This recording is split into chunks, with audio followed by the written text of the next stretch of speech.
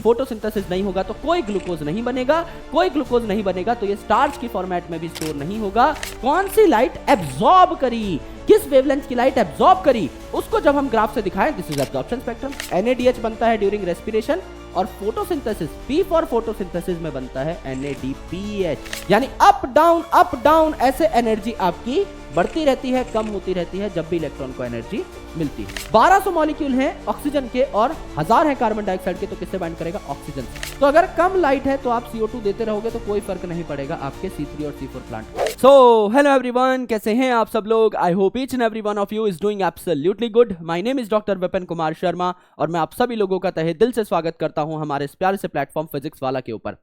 तो दोस्तों, robust revision session के आज के इस वीडियो लेक्चर के अंदर हम लोग बात करने वाले हैं chapter photosynthesis in higher plants के बारे में। एंड सिंस अब आप रेस्पिरेशन को समझ चुके हैं तो आपके लिए फोटोसिंथेसिस को समझना काफी आसान हो जाएगा, क्योंकि माइटोकॉन्ड्रिया और क्लोरोप्लास्ट में काफी सारी सिमिलैरिटीज थी। दोनों की दोनों सेमी ऑटोनॉमस ऑर्गेनेल्स थी, दोनों की दोनों डबल मेम्ब्रेन बाउंड ऑर्गेनेल्स थी, दोनों के अंदर 70s टाइप का राइबोसोम पाया जा रहा था, डबल स्टैंडर्ड सर्कुलर DNA पाया जा रहा था। काफी सारी प्रॉपर्टीज इनकी सिमिलर थी। और एक और प्रोसेस जो इन दोनों की दोनों चीजों में सिमिलर है वो है केमी ऑस्मोसिस, यानी केमी ऑस्मोटिक हाइपोथेसिस, जो कि हम लोगों ने रेस्पिरेशन में पढ़ी थी। इलेक्ट्रॉन ट्रांसपोर्ट सिस्टम जो हम लोगों ने रेस्पिरेशन में पढ़ा था, लगभग उससे मिलता जुलता एक टॉपिक आप यहां पर भी पढ़ रहे होंगे, जो कि इस चैप्टर का सबसे हार्डेस्ट टॉपिक है। लेकिन सिंस हम रेस्पिरेशन पहले पढ़ चुके हैं इन आर सीक्वेंस, तो आपको वो टॉपिक बहुत आसानी से समझ में आ रहा होगा। आपको बस यहां पर 4 टॉपिक्स के ऊपर मेजर फोकस रखना है: non cyclic photophosphorylation, cyclic photophosphorylation, C3 pathway and C4 pathway. ये 4 चीजें अगर आपको समझ में आ गई तो आप हर एक क्वेश्चन बना पा रहे होंगे, क्योंकि बाकी सारी जो चीजें हैं दे आर मोर और लेस बेसिक। जो आप 10वीं क्लास तक फोटोसिंथेसिस के बारे में पढ़ चुके हैं, सेम वही सारी बातें हैं। कुछ नया यहां पर आपको नहीं देखने को मिलेगा, लेकिन उनको भी रिवाइज करना इंपॉर्टेंट है। तो NCERT का एक एक वर्ड, एक एक इंपॉर्टेंट चीज मैं आपके सामने खोल कर रखूंगा with the help of my hand written mind maps. बहुत प्यार से आपको सारी की सारी चीजें समझ में आ रही होंगी, बकायदा बहुत खूबसूरती से हम आज का ये टॉपिक क्रैक कर रहे होंगे। लेकिन before cracking this topic, let's understand the name of this topic. जब भी हम किसी चैप्टर को शुरू करते हैं, हम हमेशा उस चैप्टर के नाम को समझने की कोशिश करते हैं। यहां पर नाम क्या कहता है?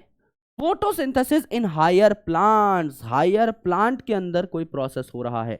हायर प्लांट मतलब एडवांस प्लांट, यानी जिम्नोस्पर्म एंजियोस्पर्म की आप बात कर रहे हैं। लोअर प्लांट्स में भी ये फोटोसिंथेसिस का प्रोसेस होता है, लेकिन आप हायर प्लांट लेंगे तो आपको ज्यादा एडवांस तरीके से चीजें समझ में आ रही होंगी, तो इसलिए हायर प्लांट लिखा है। बाकी दुनिया के लगभग सारे प्लांट्स के अंदर ही फोटोसिंथेसिस देखने को मिलता है। Now the main term is photosynthesis. Photo का मतलब क्या होता है? Photo is a word which is related to light, क्योंकि कहा जाता है जो लाइट है इसका ड्यूअल नेचर होता है, wave nature and particle nature, और इसके पार्टिकल्स को फोटोन कहा जाता है। मैं बहुत आसान तरीके से आपको समझाने की कोशिश कर रहा हूं। तो जो लाइट का फोटोन है वहीं से वर्ड चुराया गया है फोटो, यानी आपको इतना डिटेल में नहीं जाना है। This is not a physics class. यहां पर आपको सिर्फ इतना समझना है कि फोटो का मतलब होता है लाइट, और सिंथेसिस का मतलब क्या होता है? सिंथेसिस का मतलब होता है बनाना, यानी तैयार करना। तो आप लाइट एनर्जी को इस्तेमाल करके क्या तैयार कर रहे हैं? प्लांट जो हैं वो प्रोड्यूसर्स होते हैं, they are autotrophic in nature. तो क्या तैयार करेंगे? खाना तैयार करेंगे। यानी जब आप लाइट एनर्जी को केमिकल एनर्जी में तैयार कर देते हैं, कन्वर्ट कर देते हैं, that is basically called as photosynthesis. ये दिखने में बहुत सिंपल सी चीज है। लाइट एनर्जी आई, केमिकल एनर्जी बन गई, ग्लूकोज बन गया। लेकिन क्या ये इतना सिंपल प्रोसेस है? नहीं, बहुत सारे इसके अंदर स्टेप्स हैं। उस एक एक स्टेप को हम लोग डिकोड करते हुए चलेंगे, समझते हुए चलेंगे। तो फोटोसिंथेसिस जो है ये स्टार्ट कहां से होती है? सनलाइट से, क्योंकि नाम ही है फोटोसिंथेसिस। तो फोटो तो सबसे इंपॉर्टेंट कंपोनेंट है, यानी सनलाइट तो सबसे इंपॉर्टेंट कंपोनेंट है। ये सनलाइट पूरी दुनिया को एनर्जी देती है, वो भी फ्री में। इसीलिए इसे कहा जाता है क्या? इसीलिए कहा जाता है अल्टीमेट सोर्स ऑफ एनर्जी। जब आप इकोलॉजी पढ़ते हैं ना 12th क्लास में, तो भी वहां पर आपको बताया जाता है कि सोलर इनपुट जो है, सूरज से हमको जो एनर्जी मिलती है, सूरज से हमारे पास जो किरणें आती हैं इस अर्थ पर, वही अल्टीमेट सोर्स ऑफ एनर्जी है, फ्री सोर्स ऑफ एनर्जी है। अब इस एनर्जी को कैप्चर कौन कर लेते हैं? ऑटोट्रॉफ्स। ऑटोट्रॉफ्स मतलब जो खुद का खाना खुद बनाते हैं। तो इस लाइट एनर्जी को कैप्चर करके ये प्लांट खाना बनाने लगते हैं।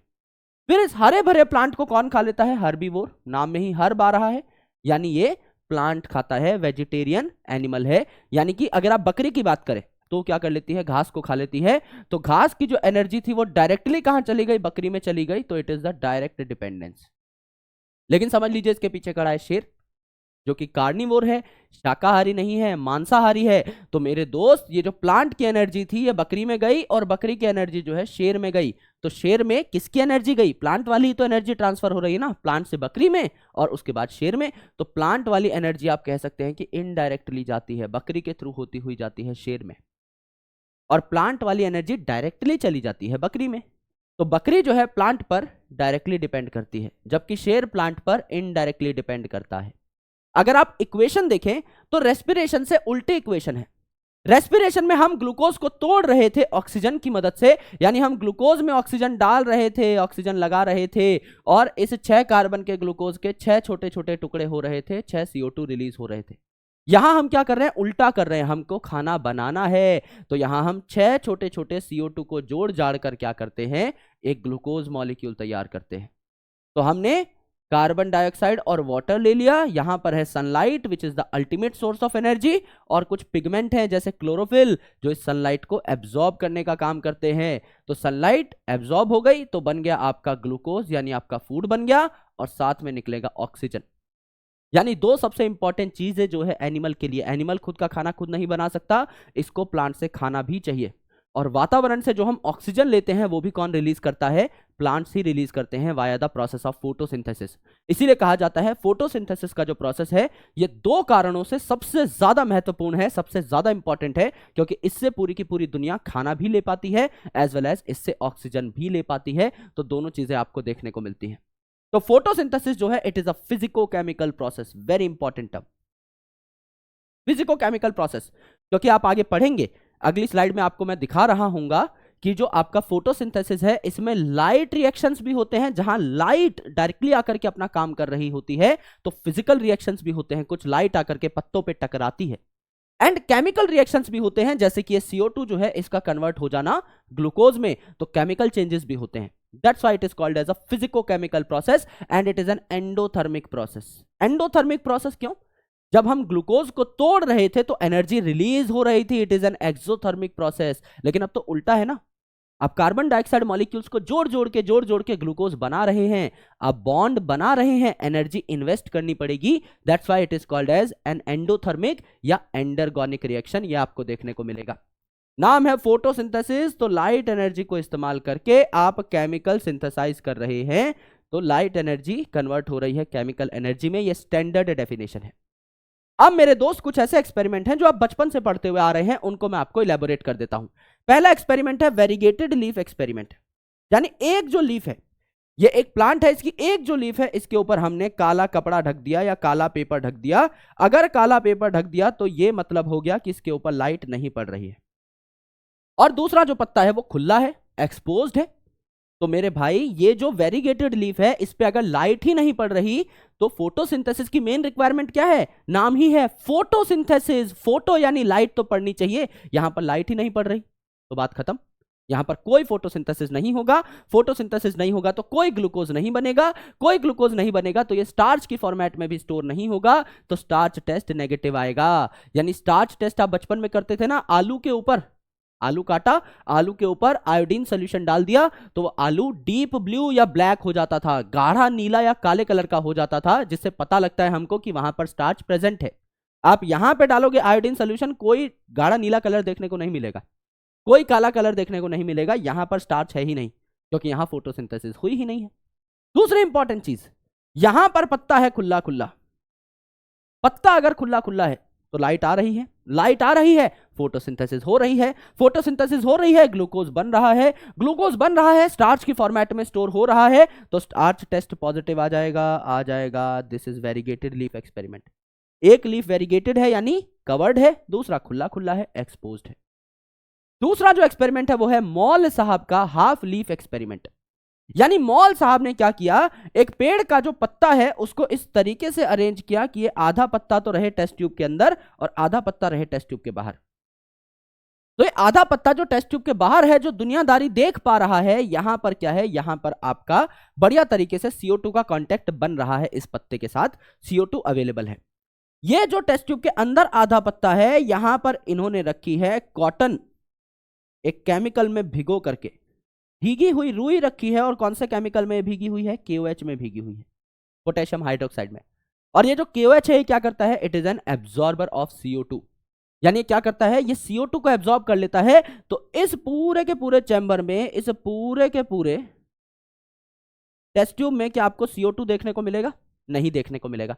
यानी इस पत्ती को CO2 मिल पाएगा? नहीं मिल पाएगा। अगर CO2 ही नहीं मिला, अगर CO2 ही नहीं मिला, तो ये कार्बन कहां से आएंगे ग्लूकोज बनाने के लिए? तो क्या यहां पर ग्लूकोज बन पाएगा? नहीं बन पाएगा।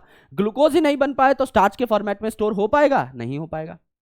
लेकिन ये जो आधी पत्ती है ऊपर वाली, ये तो एक्सपोज्ड है, इसको तो CO2 मिलेगा। इसको CO2 मिलेगा तो क्या स्टार्च की फॉर्मेट में स्टोर हो पाएगा ग्लूकोज बन के? बिल्कुल हो पाएगा। तो यहां स्टार्च टेस्ट पॉजिटिव, यहां स्टार्च टेस्ट नेगेटिव, यहां स्टार्च टेस्ट पॉजिटिव, यहां starch test negative. These are two very important experiments. इसके बाद एक और साइंटिस्ट आते हैं जिनका नाम है प्रिस्टले साहब। प्रिस्टले साहब जो हैं, ये बहुत इंपॉर्टेंट साइंटिस्ट है हमारे सिलेबस के, क्योंकि इन्होंने 1774 में ऑक्सीजन को डिस्कवर किया था। मतलब उससे पहले भी हम लोग सांसें ले रहे थे, लेकिन हमें यह नहीं पता था कि हम जो सांस खींच रहे हैं उसमें सबसे प्रॉमिसिंग गैस कौन सी है। प्रिस्टले साहब ने ही हमको बताया 1774 में कि जो हम सांस ले रहे हैं उसमें सबसे ज्यादा जरूरी जो गैस है दैट इज ऑक्सीजन, जो कि हमारी बॉडी के लिए आवश्यक है। तो इन्होंने क्या किया? एक बेल जार लिया, यानी कि एक जार लिया जो कि घंटी जैसा था। कांच का जार है, उसको उल्टा रख देते हैं तो घंटी जैसा दिखाई देता है। तो नीचे से इसको क्लोज करने की जरूरत नहीं है भाई। किसी भी टेबल पे आप कटोरा उल्टा रख दोगे तो एनक्लोज ही हो जाएगी ना पूरी की पूरी स्पेस, उस कटोरे के अंदर की स्पेस। सिमिलरली वो जो कांच का बेल जार है उसको आप टेबल पे उल्टा रख दो तो उसके अंदर जितना भी स्पेस है वो क्लोज हो जाएगा। तो उन्होंने एक चूहा रखा टेबल पे और उसके ऊपर बेल जार ढक दिया। तो चूहा जो है सांस लेने लगा तो सारा का सारा ऑक्सीजन खत्म कर गया चूहा।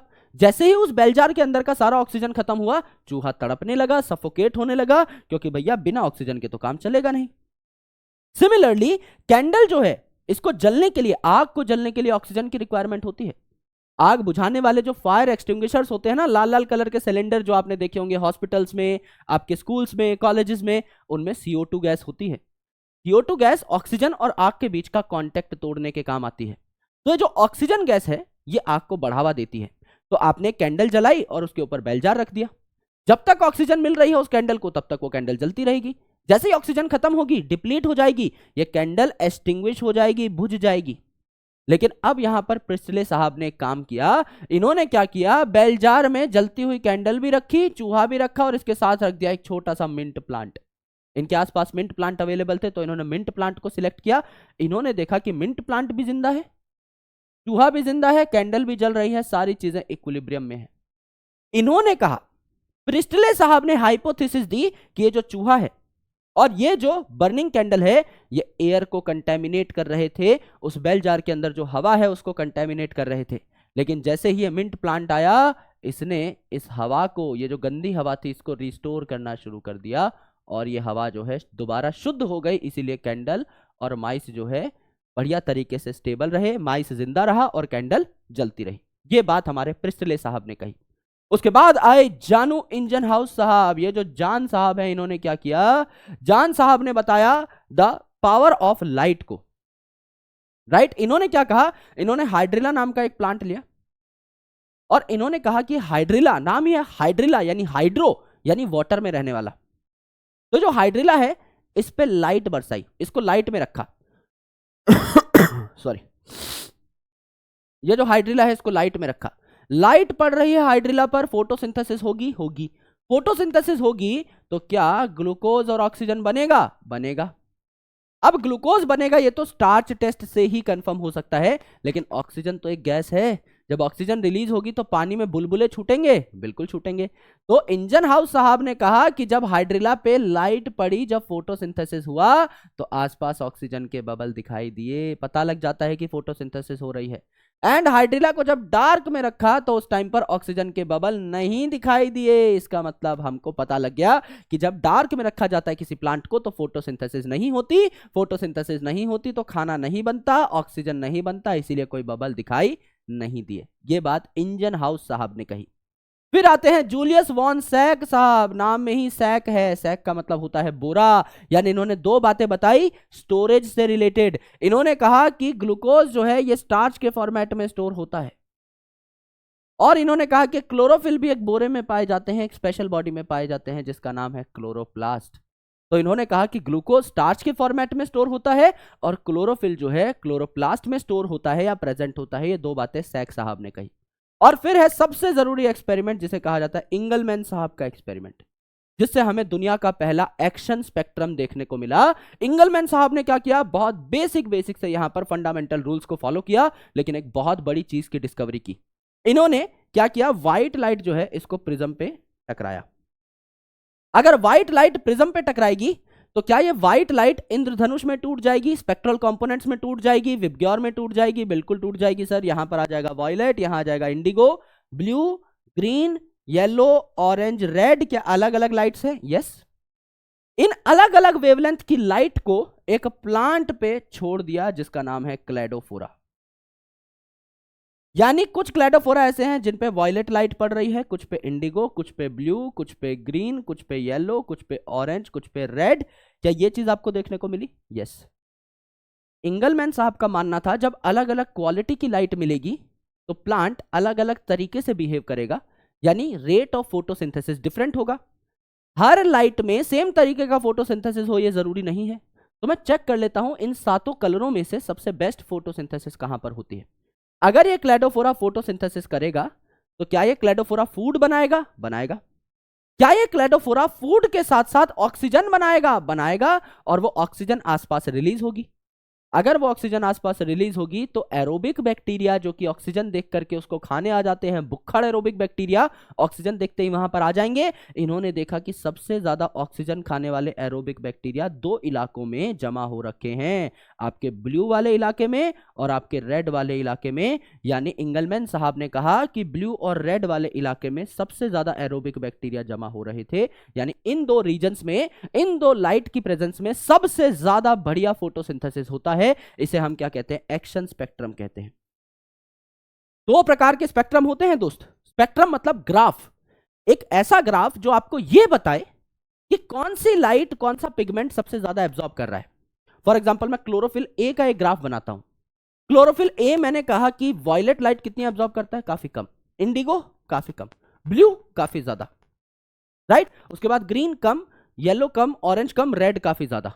तो क्लोरोफिल ए कितनी लाइट एब्जॉर्ब करता है, किस टाइप की लाइट एब्जॉर्ब करता है, ये एब्जॉर्प्शन का जब मैं ग्राफ बना रहा हूं, this is called as absorption spectrum.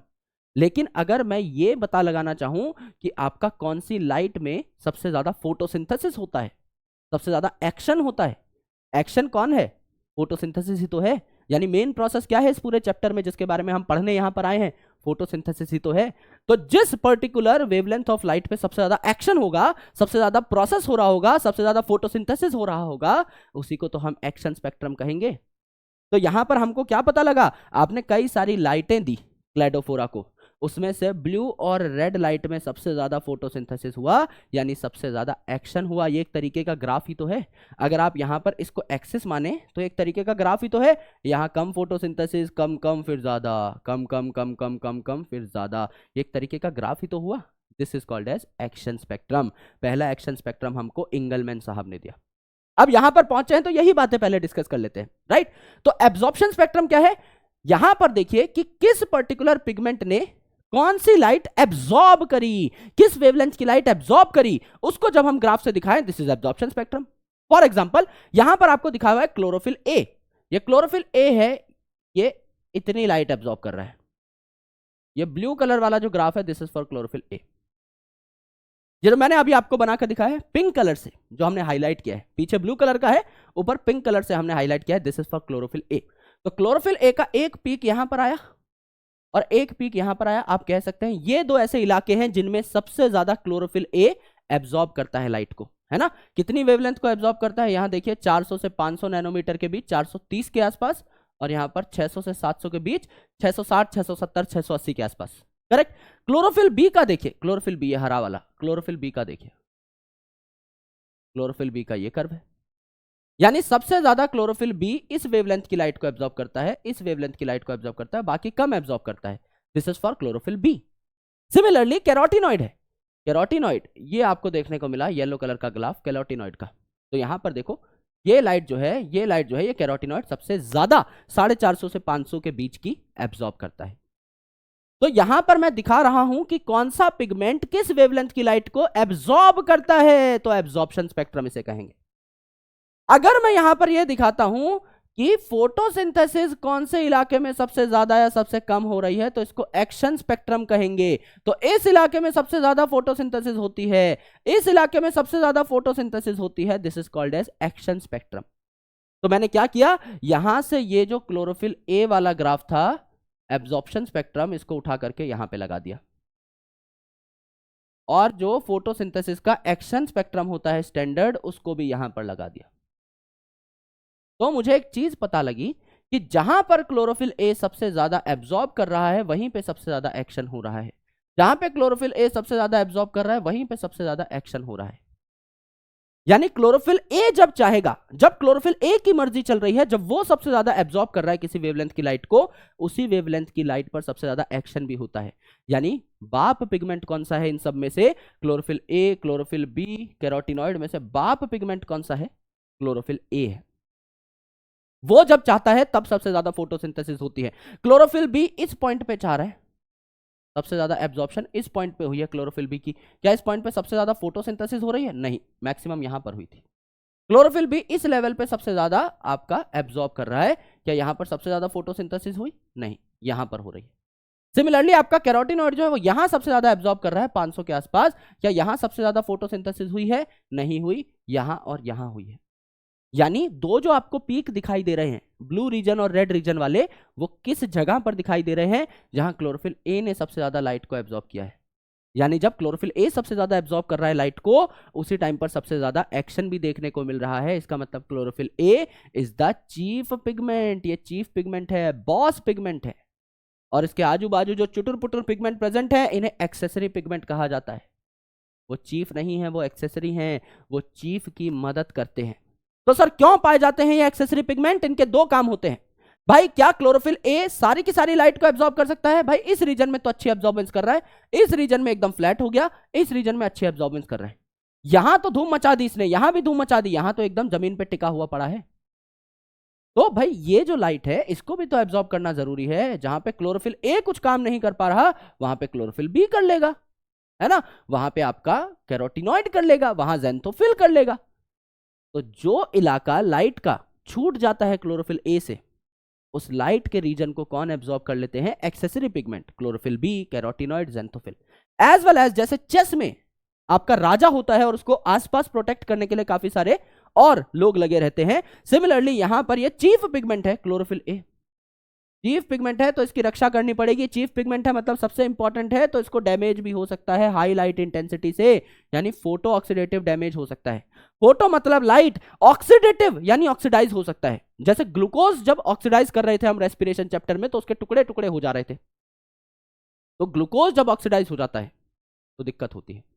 दिक्कत होती है इन द सेंस टूट जाता है ना, एनर्जी तो मिलती है लेकिन बेवजह ऑक्सीडाइज नहीं होनी चाहिए कोई भी चीज। यहां पर अगर आप बेवजह ऑक्सीडाइज करते हैं, बेवजह ऑक्सीडाइज करते हैं, तो क्लोरोफिल का स्ट्रक्चर खराब हो जाएगा। अगर आप उसको जबरदस्ती ओवर ऑक्सीडाइज कर रहे हैं, तो ओवर ऑक्सीडाइज भी नहीं करना होता। तो इस फोटो ऑक्सीडेटिव डैमेज से आपके एक्सेसरी पिगमेंट बचाते हैं किसको? क्लोरोफिल ए मॉलिक्यूल को।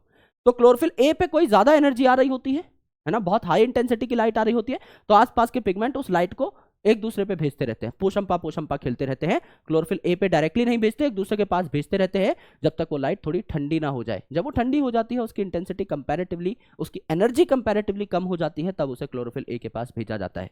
तो एक्सेसरी पिगमेंट का काम है डिफरेंट वेवलेंथ की लाइट को एब्जॉर्ब करना। जो लाइट छूट गई है क्लोरोफिल ए से, उसको एब्जॉर्ब करना। दूसरा, फोटो ऑक्सीडेटिव डैमेज से आपके क्लोरोफिल की रक्षा करना, यानी कि प्रोटेक्शन प्रोवाइड करना। राइट? अब देखिए, कॉर्नेलियस वॉन नील साहब का एक्सपेरिमेंट सबसे जरूरी एक्सपेरिमेंट है, सबसे एडवांस एक्सपेरिमेंट है। तो कॉर्नेलियस वॉन नील साहब एक माइक्रोबायोलॉजिस्ट थे। अगर माइक्रोबायोलॉजिस्ट थे तो जाहिर सी बात है इन्होंने अपनी रिसर्च माइक्रोब्स पे की होगी। तो इन्होंने पर्पल सल्फर बैक्टीरिया पे और ग्रीन सल्फर बैक्टीरिया पे अपनी रिसर्च करी थी। Purple and green sulphur bacteria पे अपनी रिसर्च करी थी। नाम इनका सल्फर बैक्टीरिया क्यों है? क्योंकि ये हाइड्रोजन सल्फाइड को यूज करते हैं फोटोसिंथेसिस में रेदर देन वाटर। जैसे हमने बताया था CO2 plus water is equal to carbohydrate plus oxygen.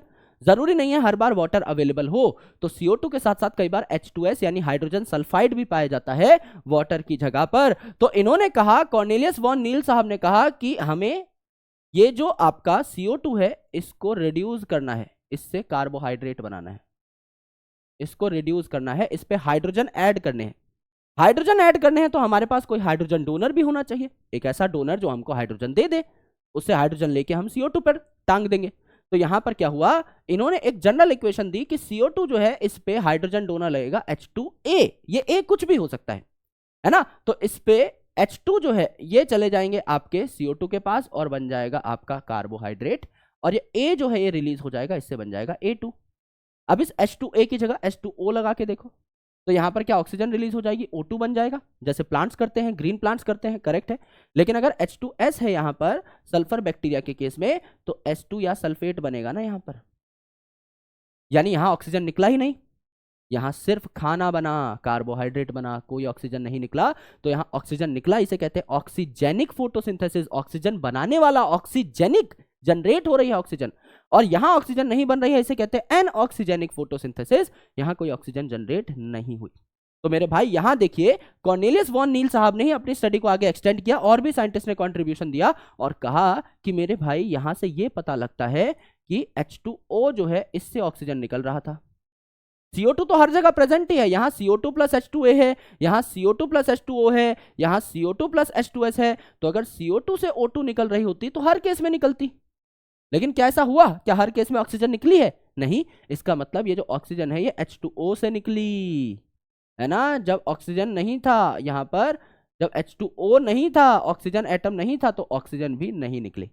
यानी जो ऑक्सीजन है ये H2O से निकलती है, CO2 से नहीं। इसे ही प्रूफ करने के लिए हमने क्या किया, CO2 के ऑक्सीजन को नॉर्मल छोड़ा और H2O के ऑक्सीजन को रेडियो लेबल कर दिया, रेडियो एक्टिव ऑक्सीजन यहां पर रख दिया, O18 रख दिया O16 की जगह। तो हमने देखा कि जो कार्बोहाइड्रेट बना है वो तो नॉर्मल है, और ये जो O2 रिलीज हुआ है इसमें भैया O18 है, ये वाला आपका O18 है। तो हमें पता लग गया यही वाले ऑक्सीजन यहां रिलीज होते हैं।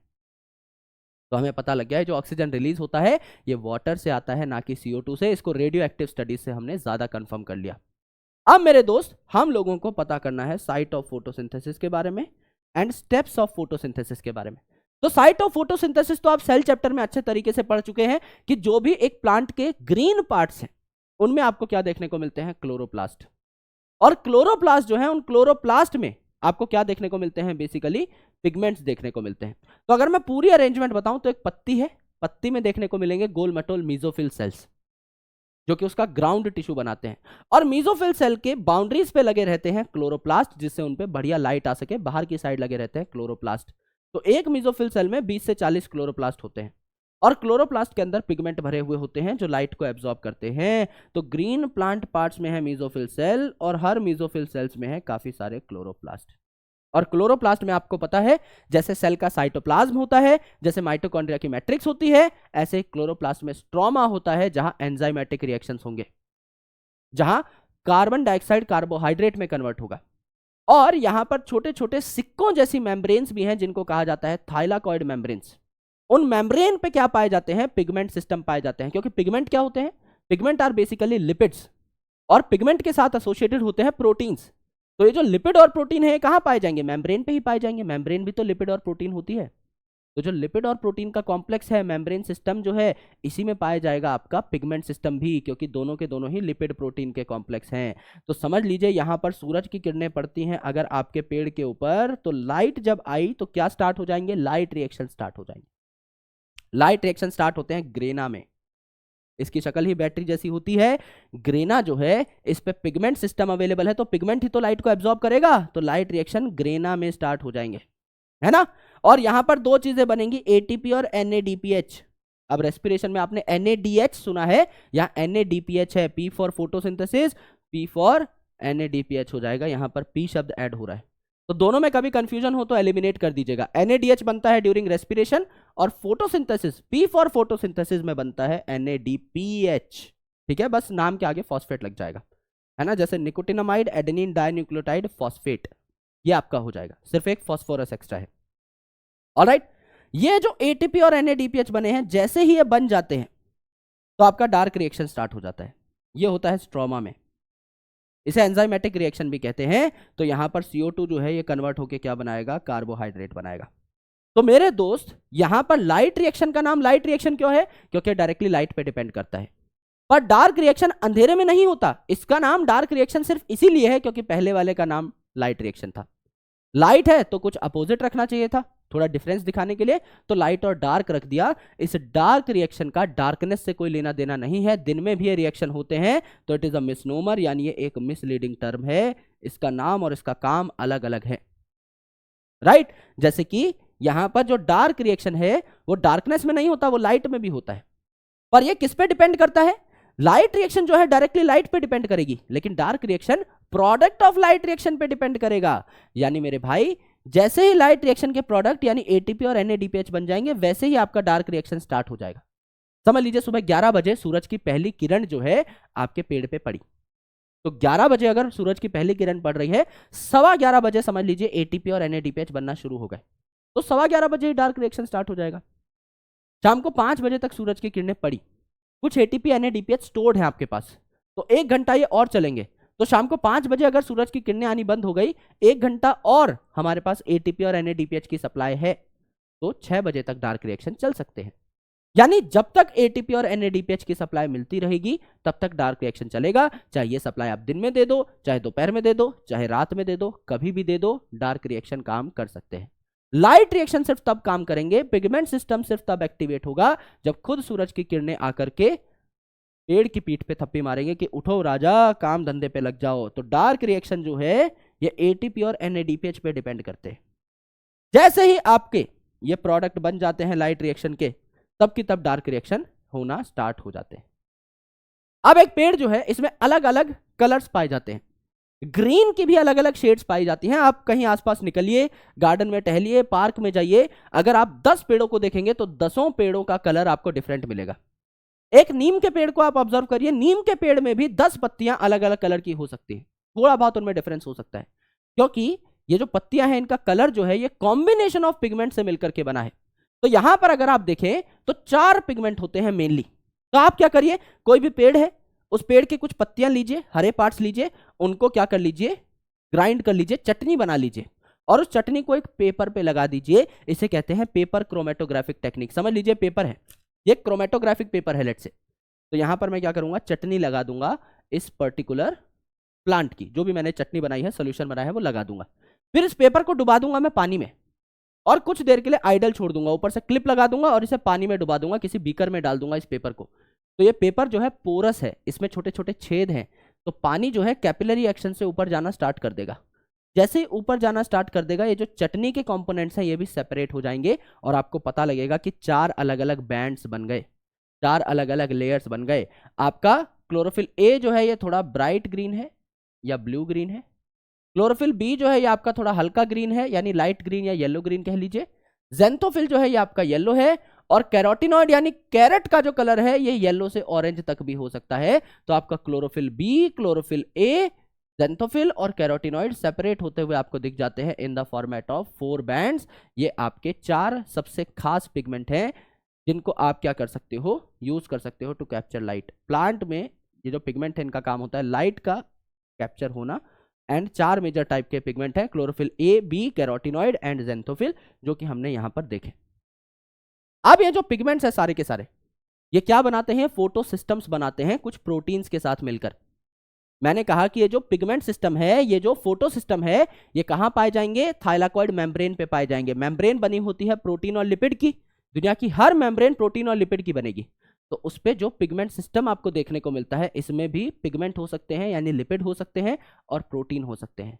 तो 2 प्रकार के सिस्टम यहां पर पाए जाते हैं। इस सिस्टम को हमको पार देना है, समझकर सिस्टम पार देंगे हम लोग। तो यहां पर पहला सिस्टम है फोटो सिस्टम 1 और दूसरा सिस्टम है फोटो सिस्टम 2। मेरे दोस्त, इनका नाम किस बेसिस पे रखा गया, फोटो सिस्टम 1 की डिस्कवरी पहले हुई तो इसका नाम है फोटो सिस्टम 1, फोटो सिस्टम 2 की डिस्कवरी बाद में हुई तो इसका नाम है फोटो सिस्टम 2। That's it. जरूरी नहीं है कि फोटो सिस्टम 1 ही हमेशा पहले काम करे ना, ये पहले डिस्कवर हुआ तो साइंटिस्ट ने इसका नाम 1 रख दिया, अगले वाले का नाम 2 रख दिया। तो फोटो सिस्टम 1 जो है इसमें क्या होगा, सेंटर पे चीफ पिगमेंट पाया जाएगा जिसका नाम है क्लोरोफिल ए, इसे कहते हैं रिएक्शन सेंटर।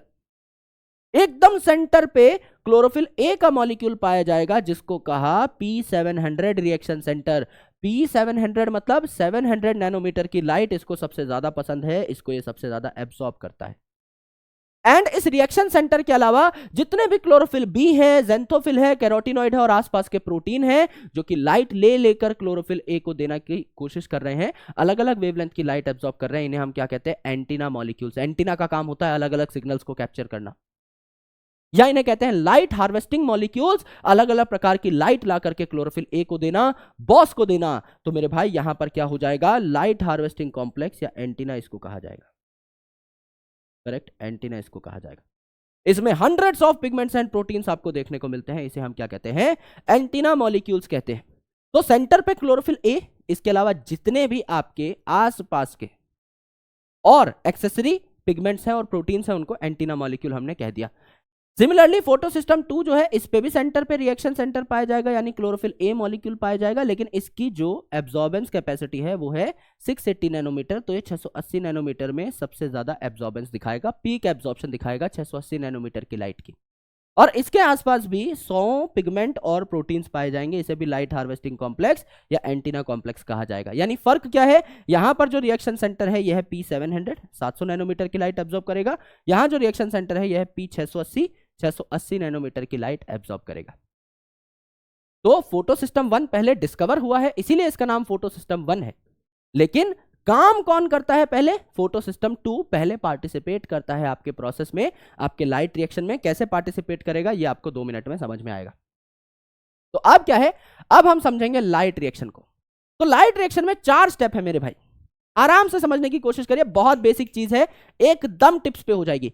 लाइट रिएक्शन में मेन चीज क्या हो सकती है, तो लाइट रिएक्शन लाइट पे डिपेंड करता है, नाम से ही पता लग रहा है। तो सबसे पहले क्या करेगा, लाइट का एब्जॉर्प्शन करेगा, लाइट का एब्जॉर्प्शन करेगा, सनलाइट का एब्जॉर्प्शन करेगा। तो क्या पहला काम हो जाएगा लाइट को एब्जॉर्ब करना। दूसरी इंपॉर्टेंट चीज, फोटोसिंथेसिस में 2 चीजें निकलती हैं, एक खाना बनता है, एक ऑक्सीजन निकलता है। खाना बनेगा डार्क रिएक्शन में, तो ऑक्सीजन निकलेगा लाइट रिएक्शन में। ऑक्सीजन कहां से निकल रहा था, अभी कॉर्नेलियस वॉन नील साहब का एक्सपेरिमेंट मैंने आपको बताया। ऑक्सीजन निकलता है वाटर से, यानी वाटर टूटेगा तो ऑक्सीजन निकलेगा। अगर यहां पर ऑक्सीजन निकल रहा है, अगर यहां पर ऑक्सीजन इवॉल्व हो रहा है, तो उससे पहले वाटर स्प्लिट हुआ होगा। ये जो वाटर है ये मैंगनीज और क्लोरीन आयन की प्रेजेंस में स्प्लिट होता है। तो वाटर अगर यहां पर है तो 2H2 अगर मैंने लिखा है तो 4 हाइड्रोजन है यहां पे, तो 4 हाइड्रोजन में 4 प्रोटॉन 4 इलेक्ट्रॉन, और O2 आपको यहां पर देखने को मिला, यानी ऑक्सीजन भी रिलीज हो गया एंड इसके साथ साथ इलेक्ट्रॉन प्रोटॉन भी आपको देखने को मिले। एंड ATP और NADPH भी यहां पर बनते हैं। क्यों ATP और NADPH इसीलिए बनते हैं क्योंकि जब ये ATP और NADPH मिलेंगे हमें, तभी तो डार्क रिएक्शन स्टार्ट होंगे। डार्क रिएक्शन किस पे डिपेंड करते हैं, प्रोडक्ट्स ऑफ लाइट रिएक्शन पे, यानी ATP और NADPH पे। अगर ATP और NADPH नहीं है तो डार्क रिएक्शन स्टार्ट ही नहीं हो पाएंगे। तो पहली सबसे इंपॉर्टेंट चीज, लाइट रिएक्शन है तो लाइट का एब्जॉर्प्शन होगा। दूसरा, ऑक्सीजन निकालना है तो वाटर स्प्लिट होगा, वाटर स्प्लिट होगा तो ऑक्सीजन निकल जाएगा।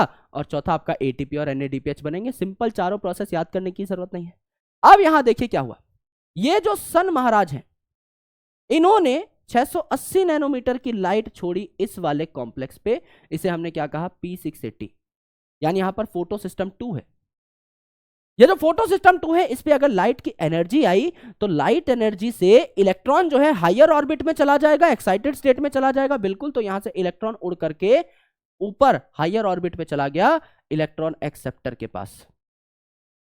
यानी कोई है ऊपर जो इलेक्ट्रॉन को देख करके उसको ऊपर के ऊपर ही रख लेता है, नीचे नहीं आने देता। तो ऊपर के ऊपर इलेक्ट्रॉन आपका चला गया।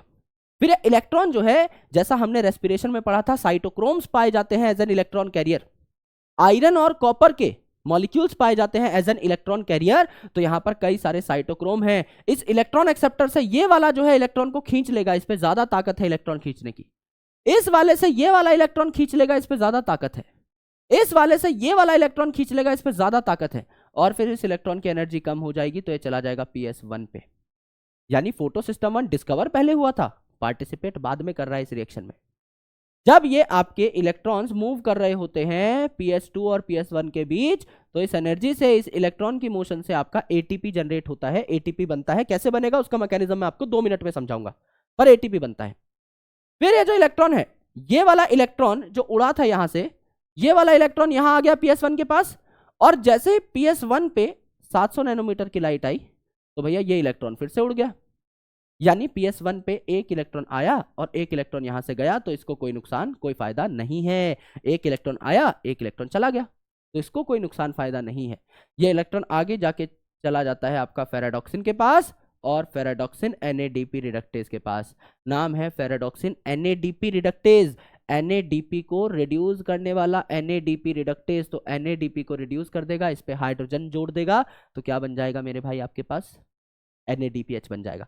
तो NADPH भी बना और आपका क्या बना? ATP भी बना।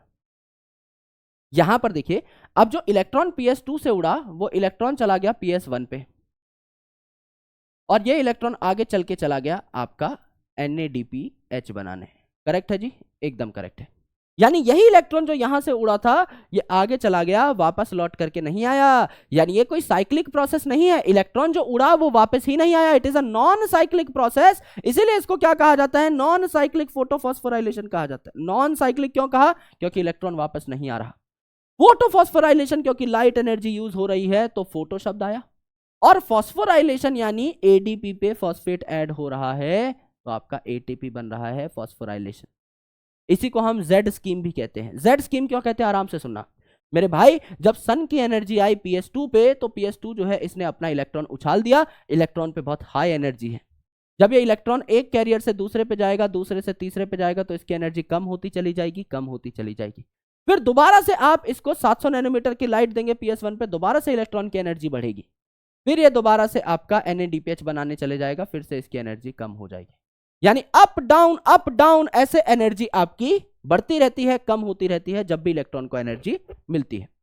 तो ये एनर्जी का ग्राफ है, यहां एनर्जी लिखा हुआ है। तो आपने पहले लाइट एनर्जी दी, तो इलेक्ट्रॉन उछल गया, इस पे खूब एनर्जी है। फिर ये धीरे धीरे अपनी एनर्जी को लूज करता जा रहा है। फिर से यहां पे लाइट एनर्जी मिली, फिर उछल गया, फिर से लूज करता चला जा रहा है। This is called as the axis of energy. और यहां अगर आप देखोगे, तो ये जो एक्सिस है, this is the axis of redox potential. Redox potential मतलब, रेडॉक्स मतलब रिड्यूस होने का पोटेंशियल, ऑक्सीजन जो इलेक्ट्रॉन है, सॉरी, लेने का पोटेंशियल। यानी ऑक्सीजन इलेक्ट्रॉन लेने की कितनी ताकत है आपके पास, ठीक है? इलेक्ट्रॉन लेने की कितनी ताकत है आपके पास। आराम से देखिए, ये है आपका इलेक्ट्रॉन, ऊपर उड़ा। इस साइड जैसे जैसे आप जा रहे हैं, मॉलिक्यूल्स का रेडॉक्स पोटेंशियल बढ़ रहा है। यानी इस वाले से इलेक्ट्रॉन उठा लेगा ये वाला, इसका पोटेंशियल ज्यादा है। इस वाले से इलेक्ट्रॉन उठा लेगा ये वाला, इसका पोटेंशियल और बढ़ा। इस वाले से इलेक्ट्रॉन ले लेगा ये वाला, इसका पोटेंशियल और बढ़ा। इस वाले से इलेक्ट्रॉन ले लेगा ये वाला, इसका पोटेंशियल और है। इस वाले से इलेक्ट्रॉन ले लेगा ये वाला, इसका पोटेंशियल और है। जैसे जैसे आप इस साइड बढ़ रहे हैं, इनका पोटेंशियल भी इलेक्ट्रॉन लेने का बढ़ रहा है। भाई सामने वाला ये जो इलेक्ट्रॉन एक्सेप्टर है, ये इलेक्ट्रॉन को एक्सेप्ट करता है, यानी इलेक्ट्रॉन से प्यार इसको भी है। तो ये अपना इलेक्ट्रॉन छोड़ेगा क्यों? क्योंकि सामने वाला इससे ज्यादा बलवान है, सामने वाला इससे ज्यादा बलशाली है। इसीलिए क्या करेगा? अपने इलेक्ट्रॉन को छोड़ देगा। भाई सर्दी में कौन ही पिटे?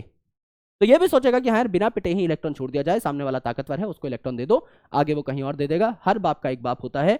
इस वाले ने इससे इलेक्ट्रॉन ले लिया, इस वाले ने इससे ले लिया, इस वाले ने इससे ले लिया, इस वाले ने इससे ले लिया, इस वाले ने इससे ले लिया, एंड सो ऑन। तो जब आप एनर्जी की इक्वेशन यहां पर लगाएं, या एनर्जी की एक्सिस से अगर आप इस पर्टिकुलर डायग्राम को देखें, तो आपको एन बनता हुआ दिखाई देगा। एन बनता हुआ दिखाई देगा, यहां से देखेंगे तो एन दिखाई दे रहा है मुझे।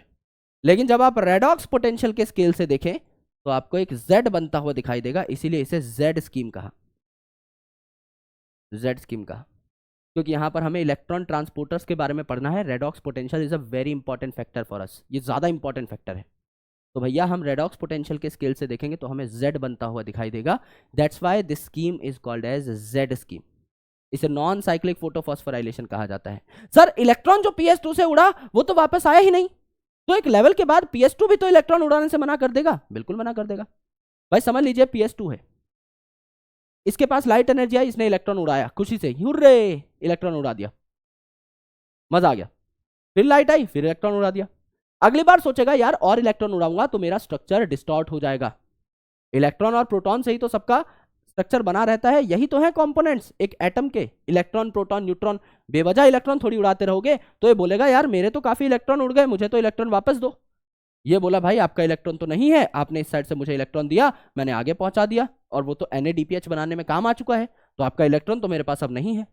तो यहां पर क्या हो जाएगा, ये जो वाटर मॉलिक्यूल है ये वाटर मॉलिक्यूल टूटेगा PS2 पे, क्योंकि PS1 पे तो एक इलेक्ट्रॉन आ रहा है एक इलेक्ट्रॉन जा रहा है, PS1 को तो कोई खास फर्क नहीं पड़ा। लेकिन ये जो PS2 है ये क्या करेगा, ये इलेक्ट्रॉन को यहां पर सप्लीमेंट करना चाहेगा, तो वाटर टूटेगा, वाटर टूटा तो प्रोटॉन इलेक्ट्रॉन और ऑक्सीजन बना, तो ऑक्सीजन जो बना ये तो रिलीज हो जाएगा, पहला प्रोडक्ट है फोटोसिंथेसिस का ऑक्सीजन, फूड और ऑक्सीजन निकलते हैं, इलेक्ट्रॉन जो है यहां पर चले जाएगा PS2 पे, इसके इलेक्ट्रॉन की कमी पूरी हो जाएगी और प्रोटॉन यहीं पे पड़ा रहेगा अभी के लिए। इसका काम क्या है वो मैं आपको यहां समझाऊंगा, ठीक है। This is non cyclic photophosphorylation. Non cyclic क्योंकि Z स्कीम है, इलेक्ट्रॉन वापस नहीं आ रहे हैं। नॉन साइक्लिक क्या बन रहा है यहाँ पे, ATP बन रही है, NADPH बन रहा है। कौन कौन से सिस्टम्स पार्टिसिपेट कर रहे हैं, फोटो सिस्टम 1 फोटो सिस्टम 2 दोनों पार्टिसिपेट कर रहे हैं और वाटर भी यहाँ टूट रहा है। ये जो सारी लाइट रिएक्शन की चीजें देखी सारी की सारी यहाँ पर हो रही हैं। This is non cyclic photophosphorylation. दूसरा होता है साइक्लिक फोटोफॉस्फोराइलेशन जो कि स्ट्रोमा लैमेली में होता है। दो ग्रेना को जोड़ने वाली जो बीच की मेम्ब्रेन है इसे स्ट्रोमा लैमेली कहते हैं, यहां ये रिएक्शन होता है। तो समझ लीजिए यहां है सिर्फ PS1 यानी P700, तो 700 नैनोमीटर की लाइट यहां पर पड़ेगी, इलेक्ट्रॉन उछल जाएगा, इलेक्ट्रॉन इलेक्ट्रॉन एक्सेप्टर के पास जाएगा और काफी इलेक्ट्रॉन एक्सेप्टर से होता हुआ ये इलेक्ट्रॉन वापस आ जाएगा। तो एक इलेक्ट्रॉन उड़ा, एक इलेक्ट्रॉन वापस आ गया, इलेक्ट्रॉन की कोई कमी नहीं, तो वाटर स्प्लिटिंग की जरूरत नहीं है। इलेक्ट्रॉन की ट्रांसपोर्टेशन से ATP बन रहा था तो यहां भी ATP बना, ये इलेक्ट्रॉन NADPH बनाने के लिए नहीं गया तो कोई NADPH भी नहीं बना। सिर्फ PS1 अवेलेबल है तो कोई PS2 यहां पर अवेलेबल नहीं है। तो ना यहां पर PS2 है, सिर्फ PS1 अवेलेबल है, ना यहां पर आपका NADPH बना, सिर्फ ATP बना, ना यहां पर वाटर स्प्लिटिंग हुई और ये होता भी स्ट्रोमा लैमेली के अंदर है। This is cyclic photophosphorylation, this is cyclic photophosphorylation. अब देखो मेरे भाई यहां पर ये ATP बनी कैसे, this is the most important point. जैसे हम लोगों ने रेस्पिरेशन में पढ़ा था कि NADH और FADH2 जो है इनसे आपको ATP बनानी है, सिमिलरली यहां पर भी आपको ATP बनानी है, पर बनाओगे कैसे ये मैं आपको समझाने की कोशिश करता हूं। तो अगर क्लोरोप्लास्ट का स्ट्रक्चर देखें तो ये क्या है, ये एक ग्रेना है, ये एक ग्रेना है, इन दोनों को जोड़ने वाली स्ट्रोमा लैमेली है और ये जो सफेद सफेद पार्ट है ये क्या है आपका स्ट्रोमा है। अब ये जो आपका एक थाइलाकॉइड है, ग्रेना जो है ये एक ऐसा स्ट्रक्चर है जैसे आपने सिक्के के ऊपर और सिक्के रख दिए हो, सिक्कों का एक ढेर बना दिया हो, एक इमारत बना दी हो, ऐसा स्ट्रक्चर होता है आपका ग्रेना का। उसमें से एक थाइलाकॉइड यानी एक सिक्का अगर मैं निकाल करके देखूं, सिर्फ एक सिक्का अगर मैं निकाल करके देखूं तो ये आपके थाइलाकॉइड की मेम्ब्रेन है, ये आपके थाइलाकॉइड का बीच का पार्ट है जिसको ल्यूमन कहा जाता है। मैंने आपको बताया था कि थाइलाकॉइड की मेम्ब्रेन, दुनिया की हर मेम्ब्रेन लिपिड और प्रोटीन की बनी होगी, यस। तो इसी लिपिड और प्रोटीन की मेम्ब्रेन के ऊपर ही हमारा पिगमेंट सिस्टम भी पाया जाएगा, वो भी लिपिड और प्रोटीन का है। पिगमेंट यूजुअली लिपिड है और आपका प्रोटीन वहां पर पाए जा ही रहे हैं लाइट हार्वेस्टिंग कॉम्प्लेक्स में। तो यहां पर क्या है, यहां पर भी आपका पाया जाएगा PS2, यहां पर भी आपका पाया जाएगा PS1। ये फोटो सिस्टम इसी मेम्ब्रेन पे गड़े हुए हैं, करेक्ट है, एकदम करेक्ट है। इनके बीच में है काफी सारे इलेक्ट्रॉन ट्रांसपोर्टर्स। जैसे यहां पर हमने 3 अलग अलग डॉट बनाए थे, इन 3 अलग अलग डॉट का नाम क्या है, सबसे पहले आपका होता है प्लास्टोक्विनोन, जो सबसे पहले इलेक्ट्रॉन लेता है। PS2 का इलेक्ट्रॉन उछलते ही जिसने लपक लिया यह है प्लास्टोक्विनोन, PQ प्लास्टोक्विनोन। इस मेम्ब्रेन के भी बाहर की साइड थोड़ा सा पाया जाता है प्लास्टोक्विनोन। फिर आपका पाया जाता है साइटोक्रोम B6F, मैंने कहा था साइटोक्रोम की लड़ी लगी रहेगी, यह है साइटोक्रोम B6F। और फिर है प्लास्टोसाइनिन, और ये प्लास्टोसाइनिन फिर इलेक्ट्रॉन दे देता है किसको, PS1 को। फिर PS1 देता है FD यानी फेराडॉक्सिन को और FNR को यानी फेराडॉक्सिन NADP रिडक्टेस को। तो ये FD और FNR जो है ये भी मेम्ब्रेन की बाहर की साइड लगे रहते हैं। ये जो पानी तोड़ने वाला कॉम्प्लेक्स है H2O जहां पर टूटता है PS2 वाला, ये H2O तोड़ने वाला कॉम्प्लेक्स मेम्ब्रेन की अंदर की साइड लगा रहता है। अब इन सब से हमको क्या सीखना है सर, इन सब से हमको सीखना है जैसे रेस्पिरेशन में प्रोटॉन ग्रेडियंट बन रहा था, मेम्ब्रेन की एक साइड ज्यादा प्रोटॉन थे एक साइड कम प्रोटॉन थे, वो सेम प्रोटॉन ग्रेडियंट यहां भी बनता है। सबसे पहली चीज कि पानी जहां भी टूटेगा वहां प्रोटॉन, इलेक्ट्रॉन और ऑक्सीजन बनेंगे। ऑक्सीजन तो गैस है, डिफ्यूज हो सकती है। इलेक्ट्रॉन हमने दे दिया था PS2 को, क्योंकि इसके काफी सारे इलेक्ट्रॉन लूज हो गए थे, लॉस हो गए थे। और प्रोटॉन जो पड़ा है वो इसी जगह जमा हो जाएगा। अगर मैंने कहा पानी तोड़ने वाला कॉम्प्लेक्स अंदर की साइड है, PS2 में अंदर की साइड है, तो यहीं प्रोटॉन, इलेक्ट्रॉन और ऑक्सीजन बनेंगे। तो ये प्रोटॉन क्या यहीं जमा हो गए ल्यूमन में? पहली इंपॉर्टेंट चीज, अंदर प्रोटॉन बढ़े हैं। क्यों? क्योंकि अंदर पानी टूटा है, तो ये वाले प्रोटॉन अंदर की साइड निकले हैं। तो क्या अंदर प्रोटॉन बढ़े? बढ़े, पहला रीजन। दूसरी इंपॉर्टेंट चीज, ये जो आपका FNR है, जो NADP से NADPH बनाता है, ये जो आपका FNR है जो NADP से NADPH बनाता है, ये पड़ा है मेम्ब्रेन की बाहर की साइड। अगर NADP से NADPH बन रहा है तो ये H ले रहा है ना, H को जोड़ रहा है NADP से। NADP को NADPH बनाने के लिए इसने आसपास के H का यूज कर लिया ना, तो आसपास H कम, यानी अंदर की साइड प्रोटॉन बढ़ रहे हैं, यहां प्रोटॉन बन रहे हैं। बाहर की साइड जो फ्री प्रोटॉन्स थे वो घटे, क्योंकि बाहर की side FNR enzyme, ferredoxin NADP reductase enzyme बाहर की साइड प्रेजेंट है। तो बाहर फ्री प्रोटॉन कम, अंदर फ्री प्रोटॉन ज्यादा, एक ग्रेडियंट बन रहा है। चाहे अंदर प्रोटॉन बढ़े चाहे बाहर कम हो, डिफरेंस तो बढ़ेगा ना, जैसा इलेक्ट्रॉन ट्रांसपोर्ट सिस्टम में हो रहा था। भाई अंदर प्रोटॉन बढ़ाने हैं तो भी मजा आ जाएगा, बाहर कम हो जाए तो और मजा आ जाएगा। डिफरेंस जितना बड़ा होगा, प्रोटॉन्स उतनी तेजी से एक दिशा से दूसरी दिशा में भागने की कोशिश करेंगे। तीसरा इंपॉर्टेंट आपका फैक्टर यह है कि ये जो आपके इलेक्ट्रॉन कैरियर्स है ना, इनमें से कुछ हाइड्रोजन कैरियर्स भी होते हैं। इनमें से कुछ हाइड्रोजन कैरियर्स भी होते हैं, जैसे जो प्लास्टोक्विनोन है, it is a hydrogen carrier. तो जब PS2 इसको इलेक्ट्रॉन देगा तो कहेगा यार सिर्फ इलेक्ट्रॉन मत दो, मेरा जो स्ट्रक्चर है खराब हो जाता है, एक प्रोटॉन भी कहीं से लेकर के आओ, मुझे प्रोटॉन भी दे दो। तो मेरे भाई ये जो PQ है ये बाहर की साइड प्रेजेंट होता है इस मेम्ब्रेन पे, तो प्रोटॉन कहां से उठाएगा? बाहर की साइड से उठाएगा। भाई अगर आपको बीकानेरी भुजिया खानी है तो क्या आप सीधा बीकानेर चले जाओगे? भाई बीकानेरी के आउटलेट तो आपके शहर में भी 10 मिल जाएंगे, तो आराम से वहां पर जाकर खरीद लो ना मेरे भाई। तो अगर ये मेम्ब्रेन के बाहर की साइड, बाहर वाली साइड प्रेजेंट है प्लास्टोक्विनोन, तो इसको बाहर से प्रोटॉन मिल जाएंगे ना। इलेक्ट्रॉन तो इसको PS2 दे ही रहा है, इसको प्रोटॉन चाहिए एक हाइड्रोजन बनाने के लिए, इलेक्ट्रॉन और प्रोटॉन की जोड़ी बनाना चाहता है, तो ये बाहर की साइड प्रेजेंट है मेम्ब्रेन के, तो ये बाहर से उठा लेगा ना प्रोटॉन।